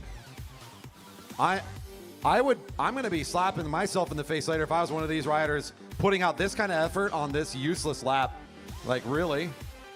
Oh, geez. That's just, I mean, the rest of the field's got to be licking their at the chops to be thinking like, my goodness, way to burn a match there, guys. Unbelievable.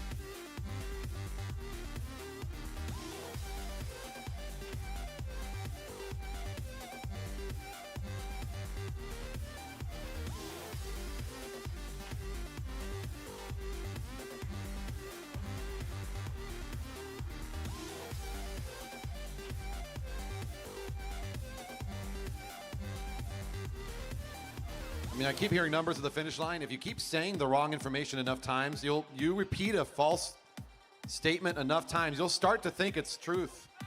And it's, again, embarrassing how much I'm hearing that. It's got to be a difficult task out there to be completely fair.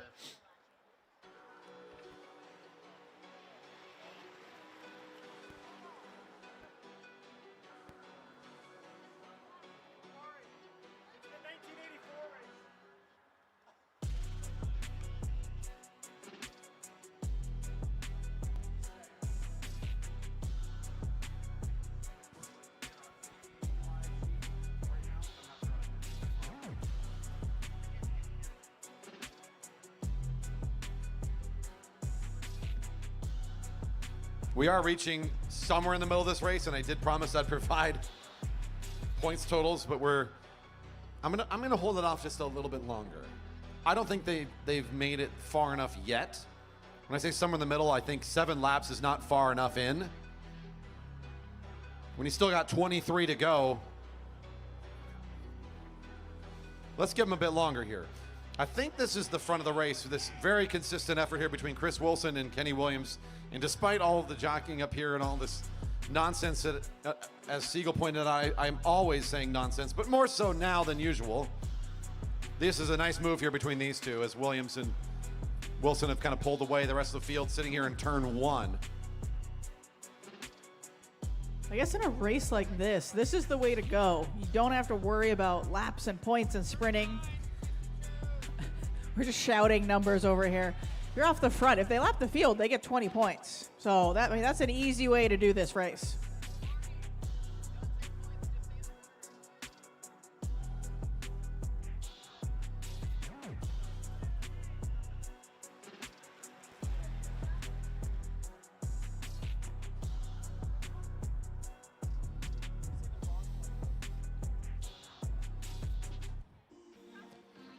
After 3 sprints, your leaders in the tie with points right now is Baker and Martin at the top of the race.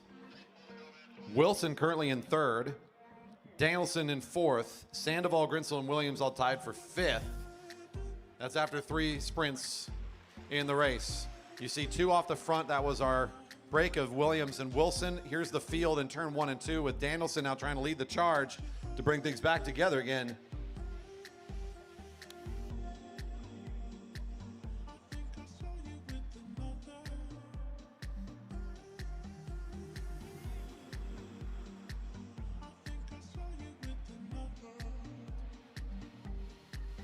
That's Wilson just come out the front for Williams there in turn 2 as they continue to be up nearly a half lap on the field. Just looking very smooth here. Nice consistent tempo from your 2 leaders. Field now being led by Andy Baker for Liquid Velo race team. One thing is for certain, it doesn't matter where we are in the race or how many more laps there are to go. If you're in this position with Williams and Wilson, you are certainly going to be scoring points.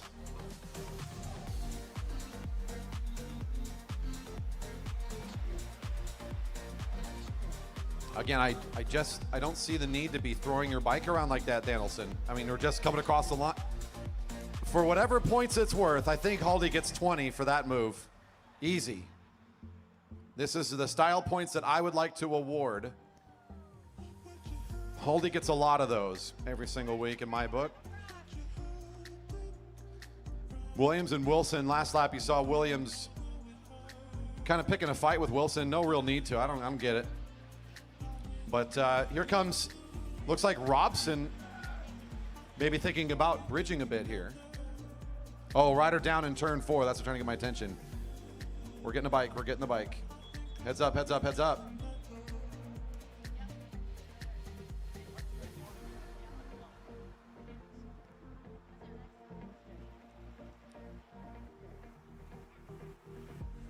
Rider in turn 4 will bring our team over. Track is clear.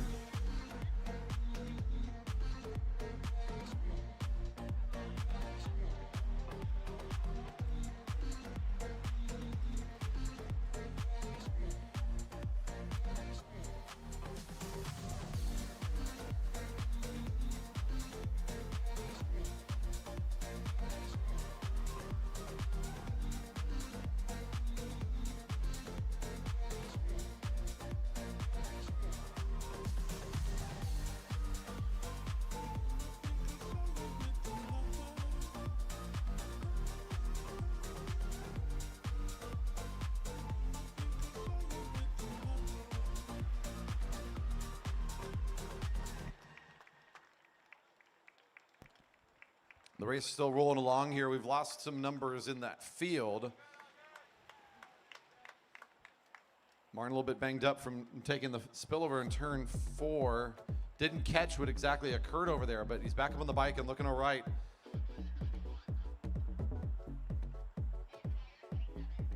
And I'm pretty sure Andrew is now waiting for the field, and I believe he has the correct number. JJ, has he got it back in the correct number? I'm looking for official confirmation. Is he going to be in on laps, JJ? Is he still within his right to come in down here on the back straight? Okay, so he's in on laps here with the field as they come into turn 3. So Martin will be roughed up here a bit, but certainly won't be down and out for it. Still has an opportunity to compete here tonight. Your leaders in position, still pulling away. We'll look over at turn 4 to see Martin drop into the field again and resume competition for himself.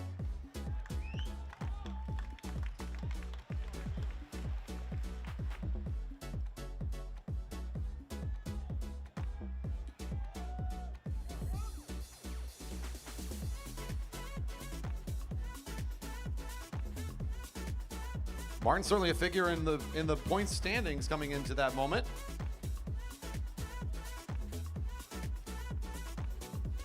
Wilson and Williams, of course, are starting to chase down the lead as they've been well off the front for a while.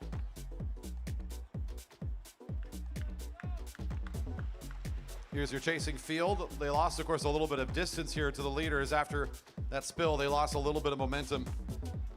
So your leader is a little bit closer now to the back of the field. Here comes number 12, Williams. Number 9, Chris Wilson.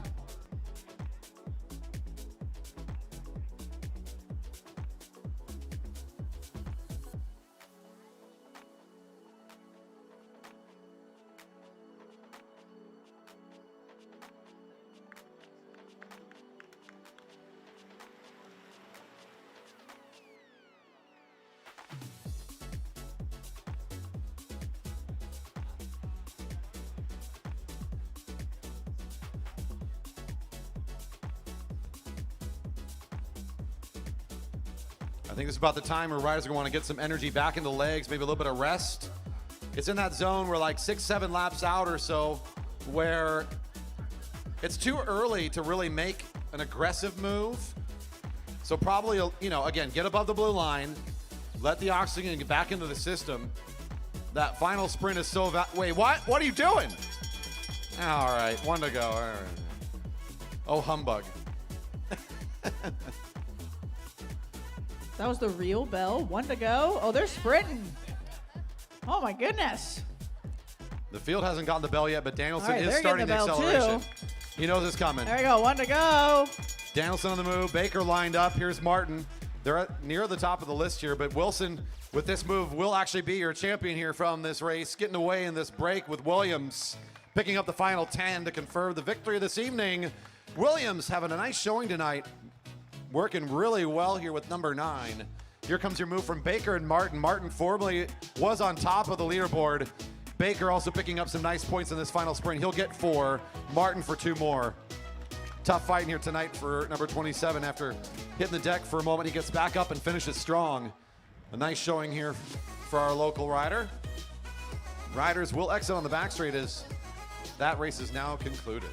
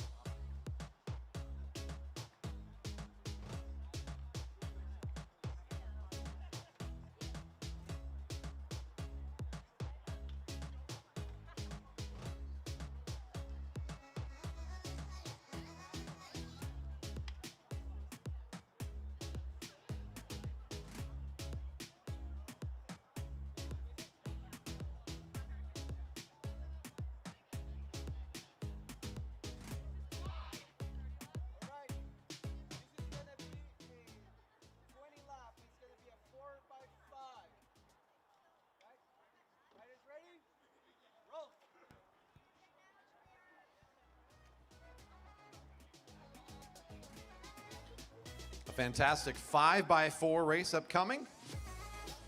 That's 5 sprints every 4 laps. Who knows why we chose to do that?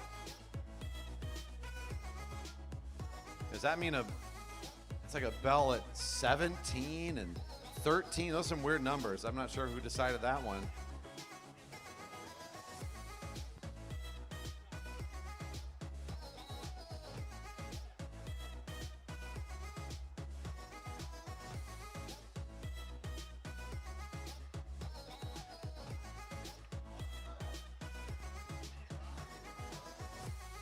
Curling to neutral, we'll get them started here in a moment. The known points race for our field.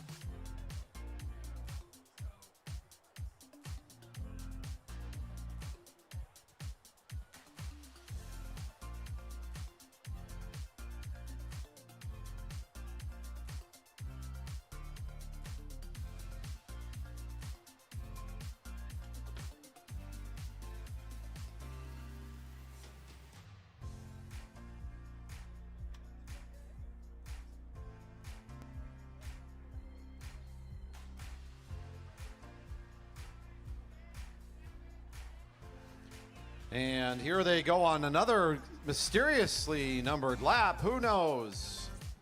I walked away from the microphone for a while, and I'm pretty sure that was already 8 laps completed. Fastest laps we've seen all year. I'm quite certain I must have even missed a point sprint by now. I'll have to check. Riders are currently in the middle of this known points race. Again, we've got 7 riders here in our field, so we've lost a few starters here for this last race, but still some very strong competitors and great athletes here to try to throw down for who knows when they're going to be going. I've got this here, so I'll just do that.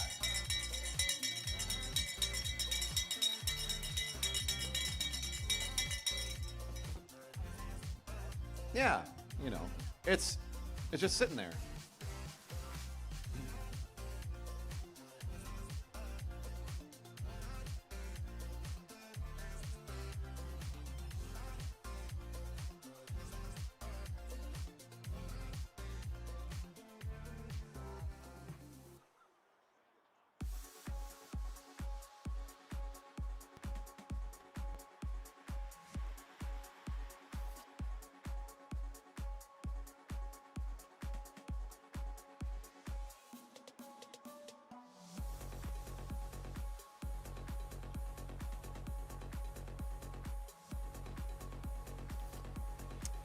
Well, well, well, here we go again. There's a lot of speed in the last couple laps here.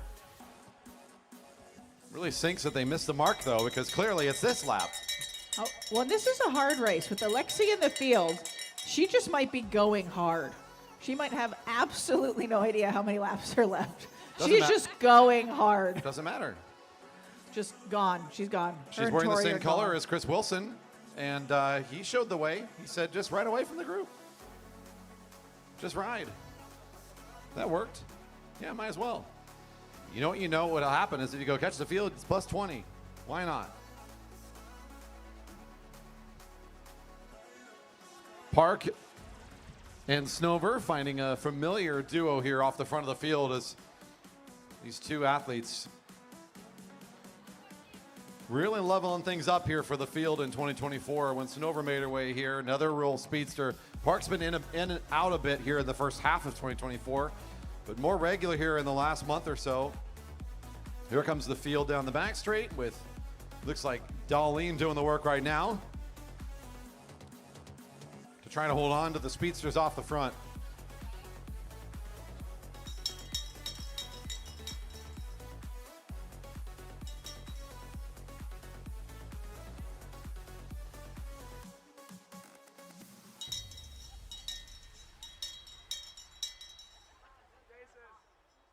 I'm actually just trying to get more money for the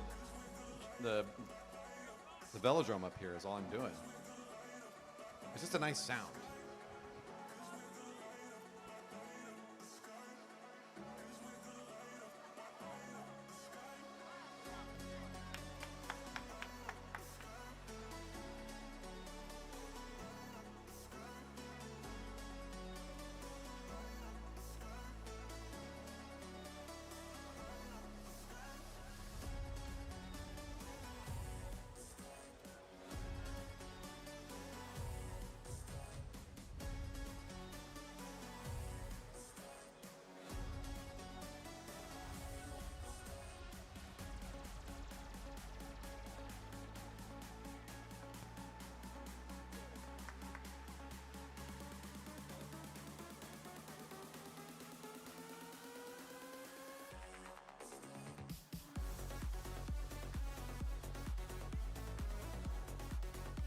I think the field's being smart.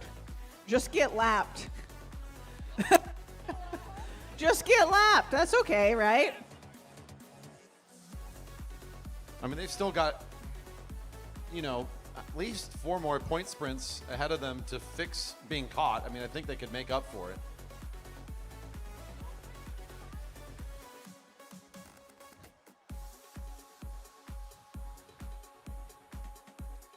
It's really hard to mess with the riders when they're trying so darn hard not to be messed with, let me just say.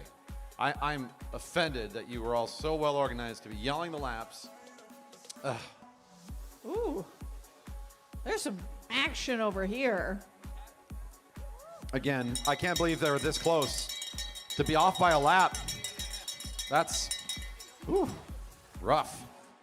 It's okay. Just keep on the momentum. You'll get points next lap. Everyone is sprinting at this moment. Yep, that's... Just sprint every lap. It's a point a lap now. It's a point a lap.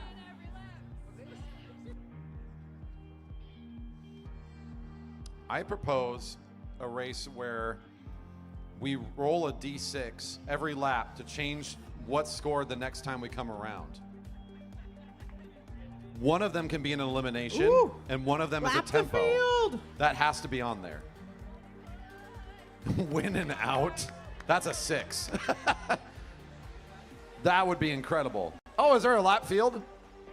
With only 3 to go, I don't know if the field's going to have any time to fix that. Now, if anyone in that field, Charlotte and Kelly, probably still know how many laps there are to go. The only people in that field, I put money on Kelly and Charlotte, absolutely know how many to go, even with getting lapped.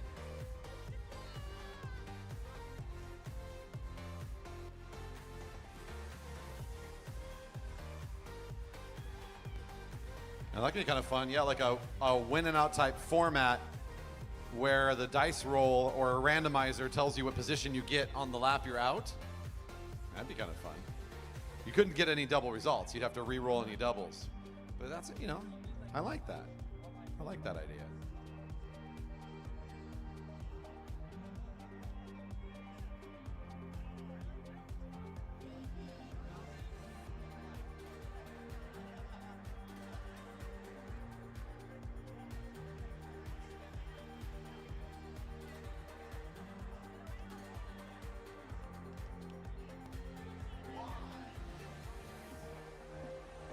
Somewhere in the middle of this race, let's take a look where we're at. So we know the field has been caught by 2 leaders, so 2 riders with at least 20 points each, Snover and Park, currently your leaders in that order. It's a 3-way tie between Darlene, Williams, and Tomko.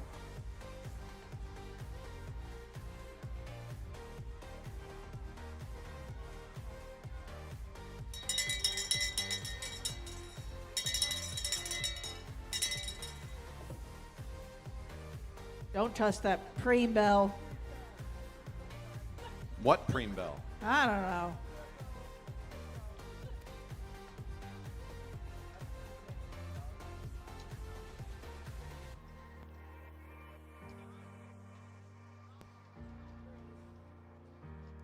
Let's give him explicit permission that I could ring the bell with no repercussions, and I expect none.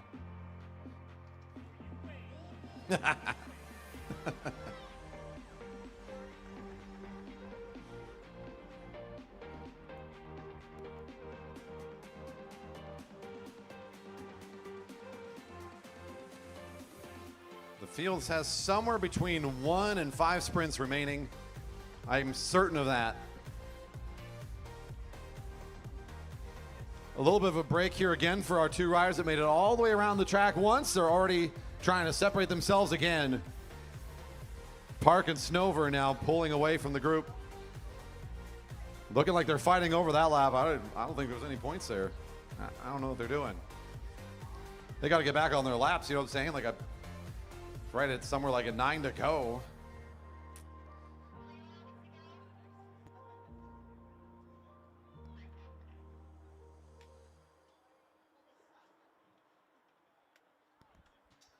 What other deviousness might we be able to come up with in 2025?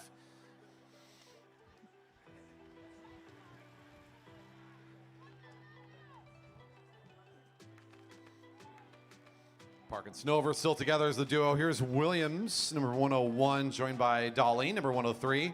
Your next closest rider is trying to bridge up.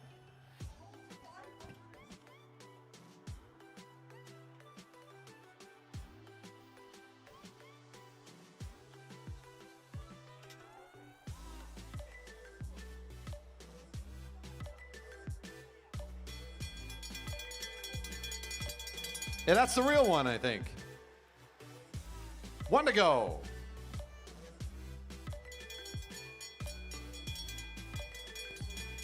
There we go. 1 to go. 1 to go.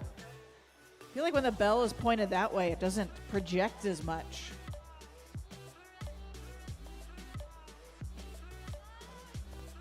Snover from the front trying to take over on this final 10. That should hold on to what will be a win for Snover. She finds this, but Park making it tough all the way around. Snover, though, will hold on.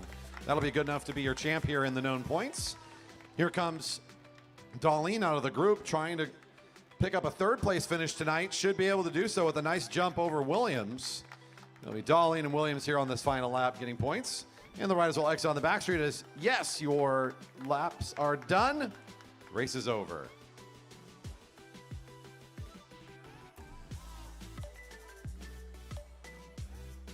And I believe this is Alexi and Tori just rolling to the rail. I was like, do they not know it's over? But they're double dipping.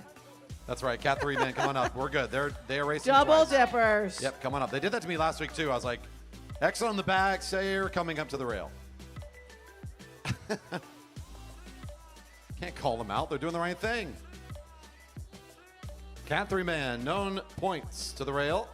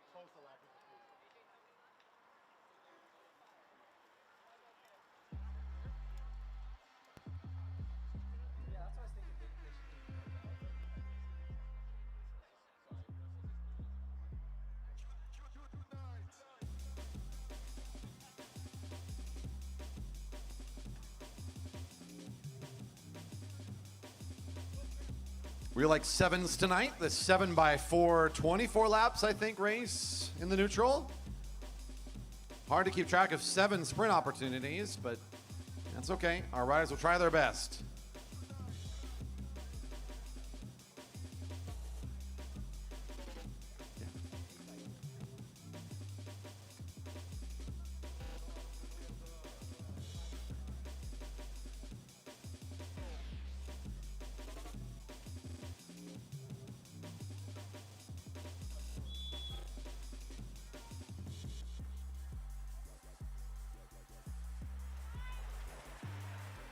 Bell rings out of turn 4. Snoblin on the front here to open things up.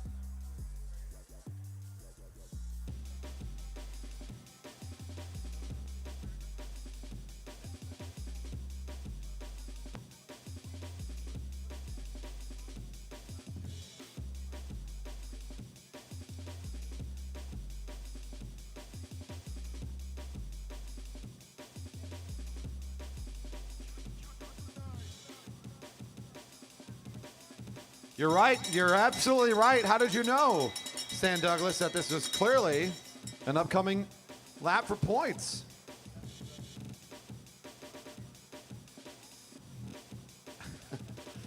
Three riders kind of pushing off the front here. Stan Douglas, Samuel Hill, Mike Ritter all positioning themselves a little bit ahead of the field here. An early attack against the group, only a few short laps into it.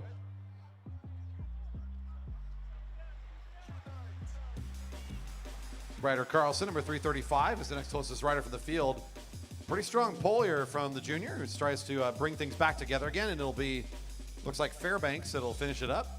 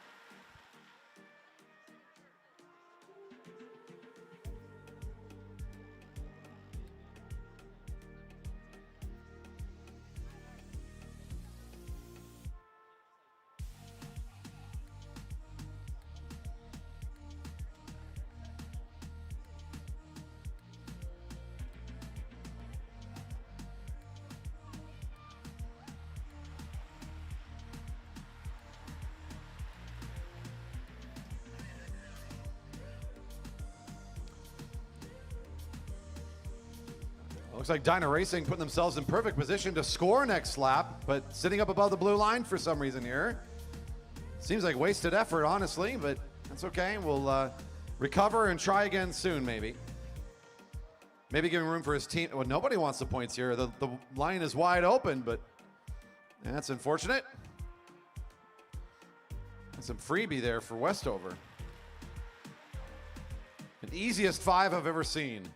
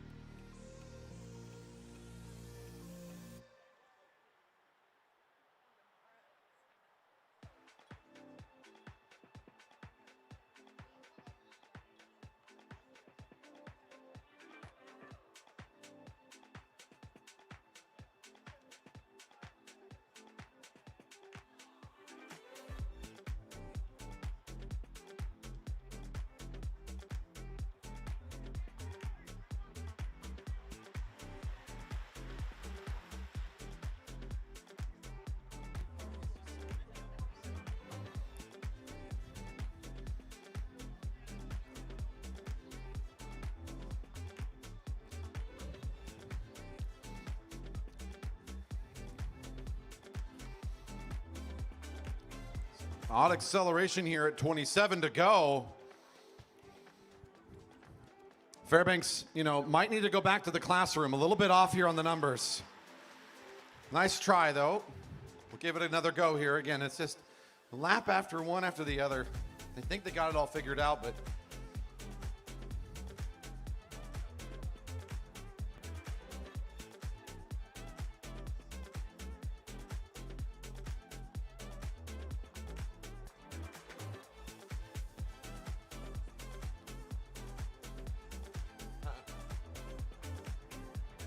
off the back of that errant acceleration, there's Snowblin trying to take over the front. Snover, Park, and Carlson all lined up behind.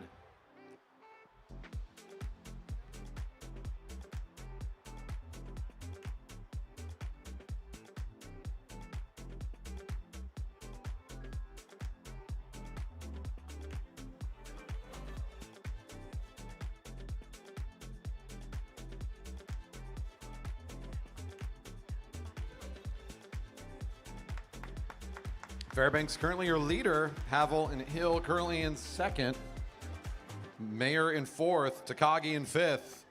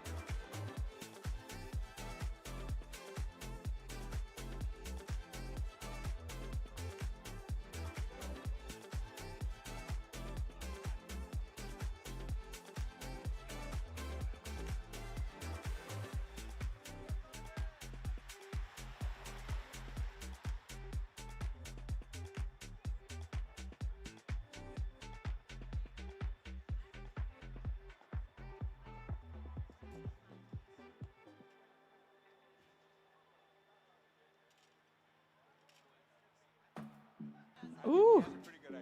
Keegan is sprinting. He's good at math. He's a kid. Ooh.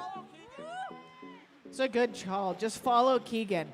I'll say in the junior warm-up pace lines, he's the one screaming the number. I'm just surprised he isn't doing that now.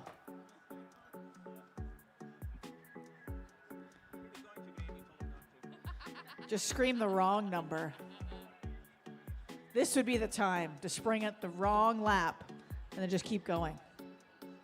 How many to go? Like 31? No, 29? How long was their race? 17 to go.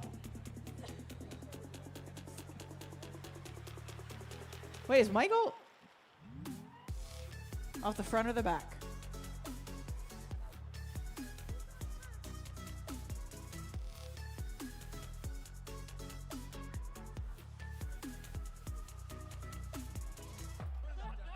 What's happening? I wouldn't give Jamie the mic. Jamie can't get the mic.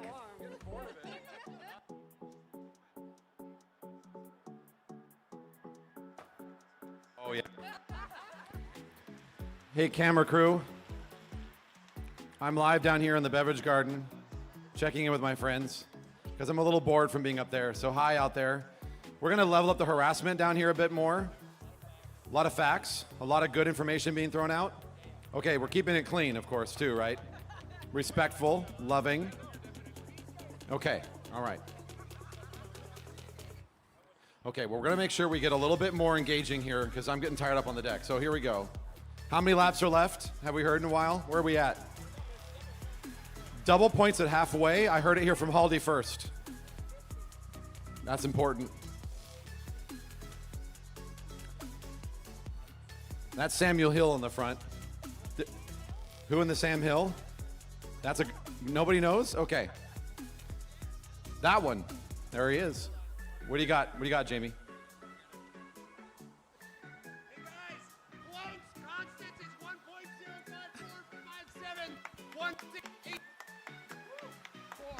1.054571684. I did think about just reading random Wikipedia articles to them as they went by. Maybe like a TED Talk transcript. Yeah, okay. You're impressing me more than I thought. All right. Jamie's carrying the torch down here. Thank you. All right, well done. Keep it up. Keep it up. Oh, you want your microphone back, Amara? Okay, here you go. It looks like someone's sprinting. I don't know. Ryan is just picking on the kid right now. Every time Keegan is sprinting, he flies around him. Keegan, this is your chance. Sprint at the wrong lap. This is your chance.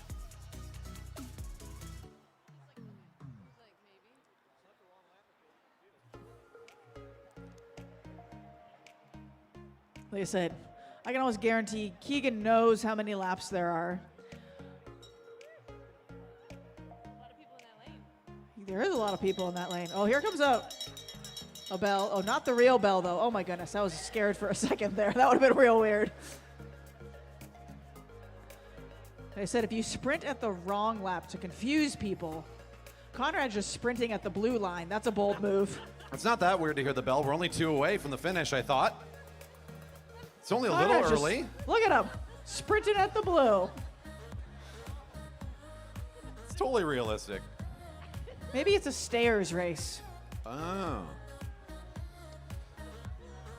I still want to have a race. Maybe it has to be done on like a point sprint an interval. So every 5 we change the race or something so we're able to announce it, you know? Like a 30-lap race and there's 6 ways that the lap could go. You don't know which order it's going to happen in. One's going to be points, one's going to be like elimination. I don't know. There's got to be something in there. We'll figure it out. There's more chaos yet to be discovered in the sport of track cycling. More ways to torture our athletes. And I think maybe, at least somewhere along the line, entertain our fans. I don't know. Maybe they're entertained. I got to say that the Olympic coverage is great. There's a lot of really good things. But mid-broadcast for, I think it was the volleyball tournament that was ongoing there towards the end. I can't remember which broadcast it was, but it was very clearly it was the quote, "Are you not entertained?" And it was one of the more, it was a little cringy. I gotta be honest. It was a little hard to listen to. But you know, other than that, it was pretty amazing. Oh, here comes the bell. Okay. Look at this. Bell's ringing. It's one to go.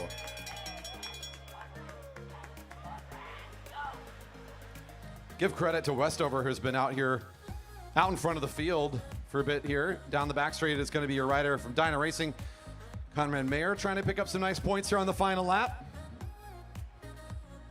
And we are on the actual official final lap. Here we go. And Mayer out in front of the group. My mistake on the call, will be the rider for 10. Nice finish there for 320. Sam Hill, nice acceleration for 6. Havel and Ryder Carlson going side by side for the 4 and the 2 points there. Too close for me to call initially. All right, I think Michael's still finishing. It was Conrad off the front. I already admitted my mistake. Thanks for rubbing it in. Okay. We can't hear you over here. We were like, wait, was he actually off the front? Go, Michael, go. Oh, we got Ryan doing a victory lap.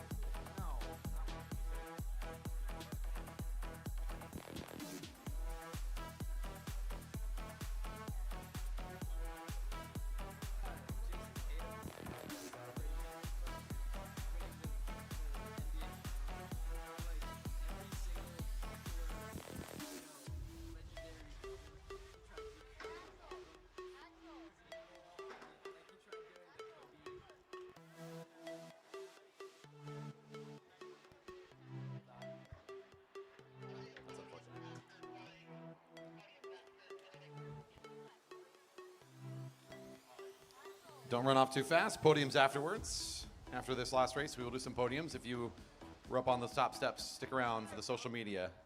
This is a 4x4 points race. Just go faster. Right? Riders ready? Let's roll.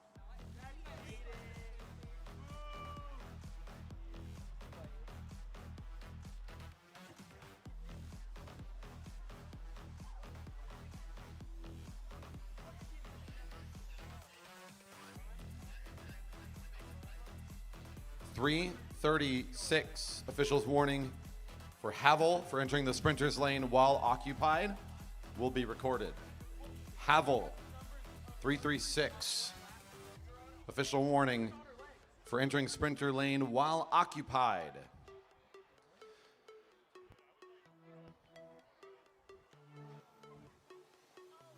And another unique format, this 22-lap race, and a 3x8 should create some unique chaos here, I'm anticipating. Check my math. I'm not sure if that was right. Off we go.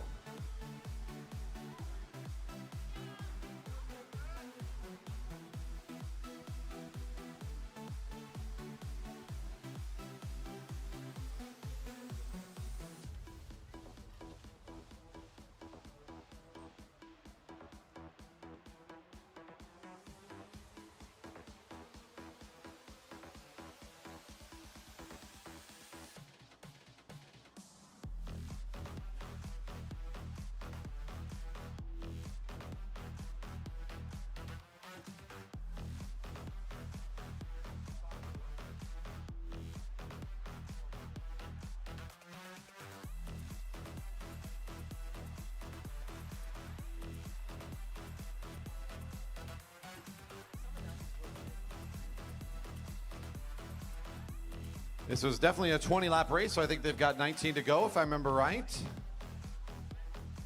That sounds good. This is our open 3-4 women, our final race of the evening. Podiums to follow. It's sprints every 2.5 laps, right? Is that how it works? That's every 2.5 laps? I think that's why there's an official on the back straight. Oh, yeah. Phil's counting laps, points back there. Scoring us on the opposite side. Should be coming up soon, I think. Don't want to miss the opportunity here for that. Should be getting to position right about now. They're not taking advantage. There's been a lot of mislaps out here tonight. And when I say a lot of mislaps, I mean, I feel like I've been the most ineffective at my job ever since I've started doing this. I'm pretty sure they've all grabbed all of them, despite our best efforts. We need like bull horns and like tons of noisemakers over here at the finish line if we have any chance of making any headways against these riders.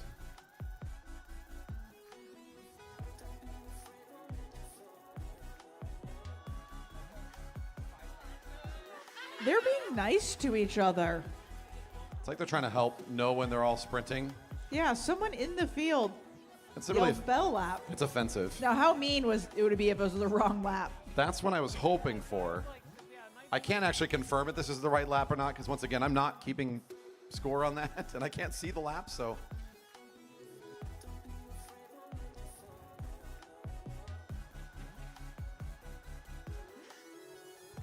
Yeah, whoever called bell lap, that was a nice trick, you guys. Again, a lot of wasted effort. Honestly, that's pretty smart. Whoever did that should keep doing it, because you're going to get some easy points out of the field now. Just keep doing that.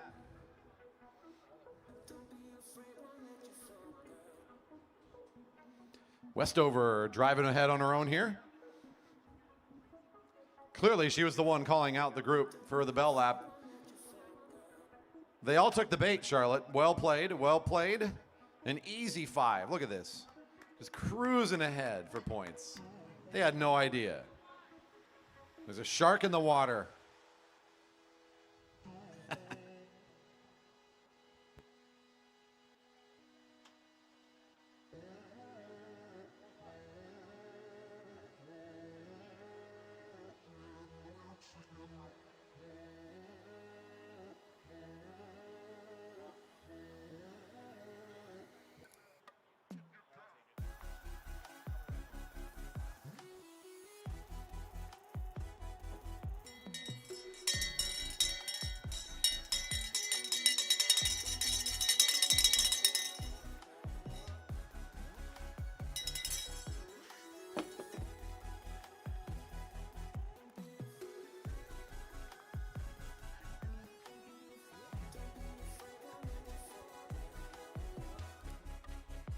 Give me 30 years. Fields all together here on the backs half of the track, ignoring all of the prompts and encouragement from us to do anything ill-advised.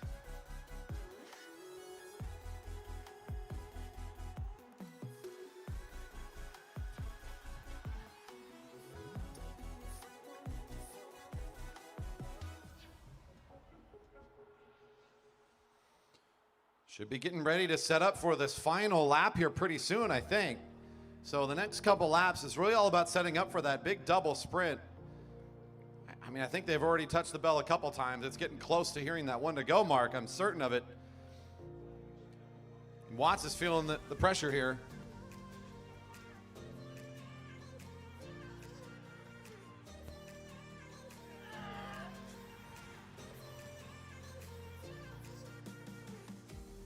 Tomko coming to the front, apparently just to get their name called on the microphone. So congratulations, Jerry Baker Jr. rider Rue Tomko, first on that meaningless lap. Well done.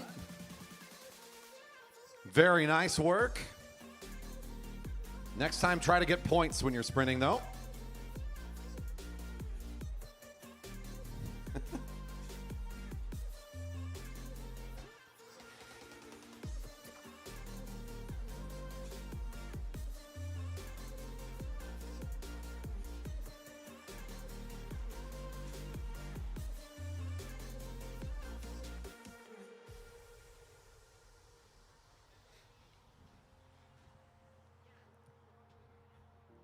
Tomko, your leader currently. Watts in second, Gilchrist in third, Lynch in fourth, Westover in fifth at the current points totals, which I refuse to give. That's good enough.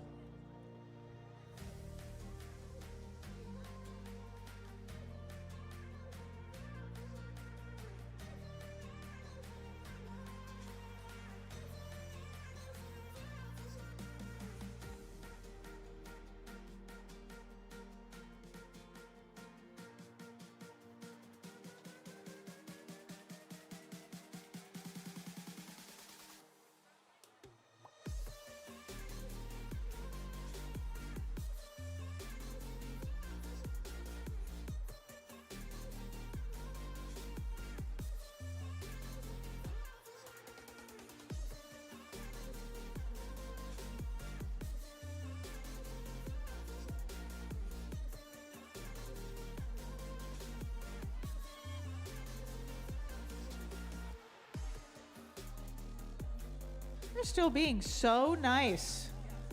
At least it appears to be nice, I unless think someone's getting really mean. Nice in French is boring. Too smart. It's not helping. Get out of your own way. Let there be some messiness here. Yes, the fields are communicating through all of the communication. They are making it pretty clear where they think they're supposed to be sprinting.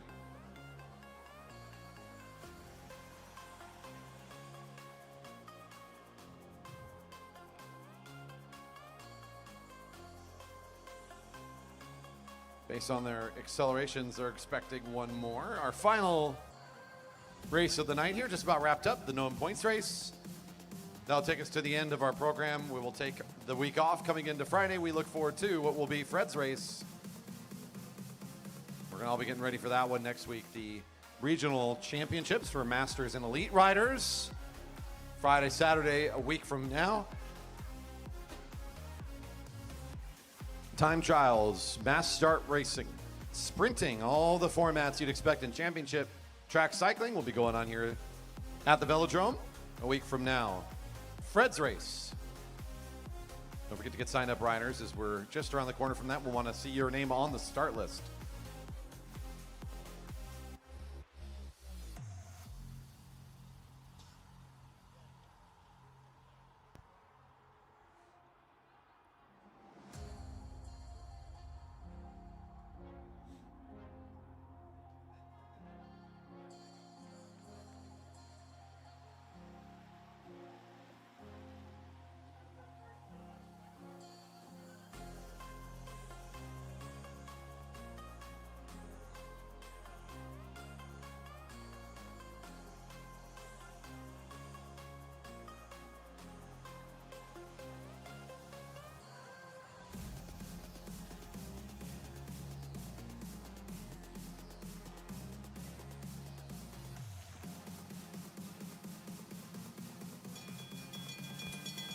One to go. Final lap.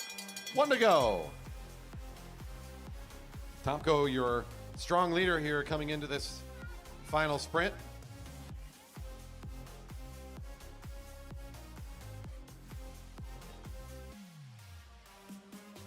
Watt's still in second, trying to get big points here on the final lap. Look out for Ryder's been sitting in the action here a little bit, waiting for a good opportunity. Pellebrook's trying to come to the front now. Good challenge for these final points. It'll be 10 for Tomko trying to hold on here. 6 for Pellebrook. Ooh.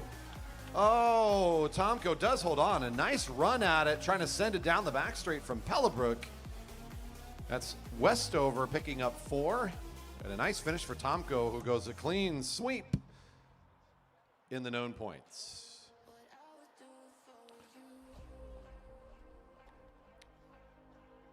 Athletes, friends, fans of the Velodrome, we've made it to the end of our Friday night racing program. There's no more racing left for us tonight.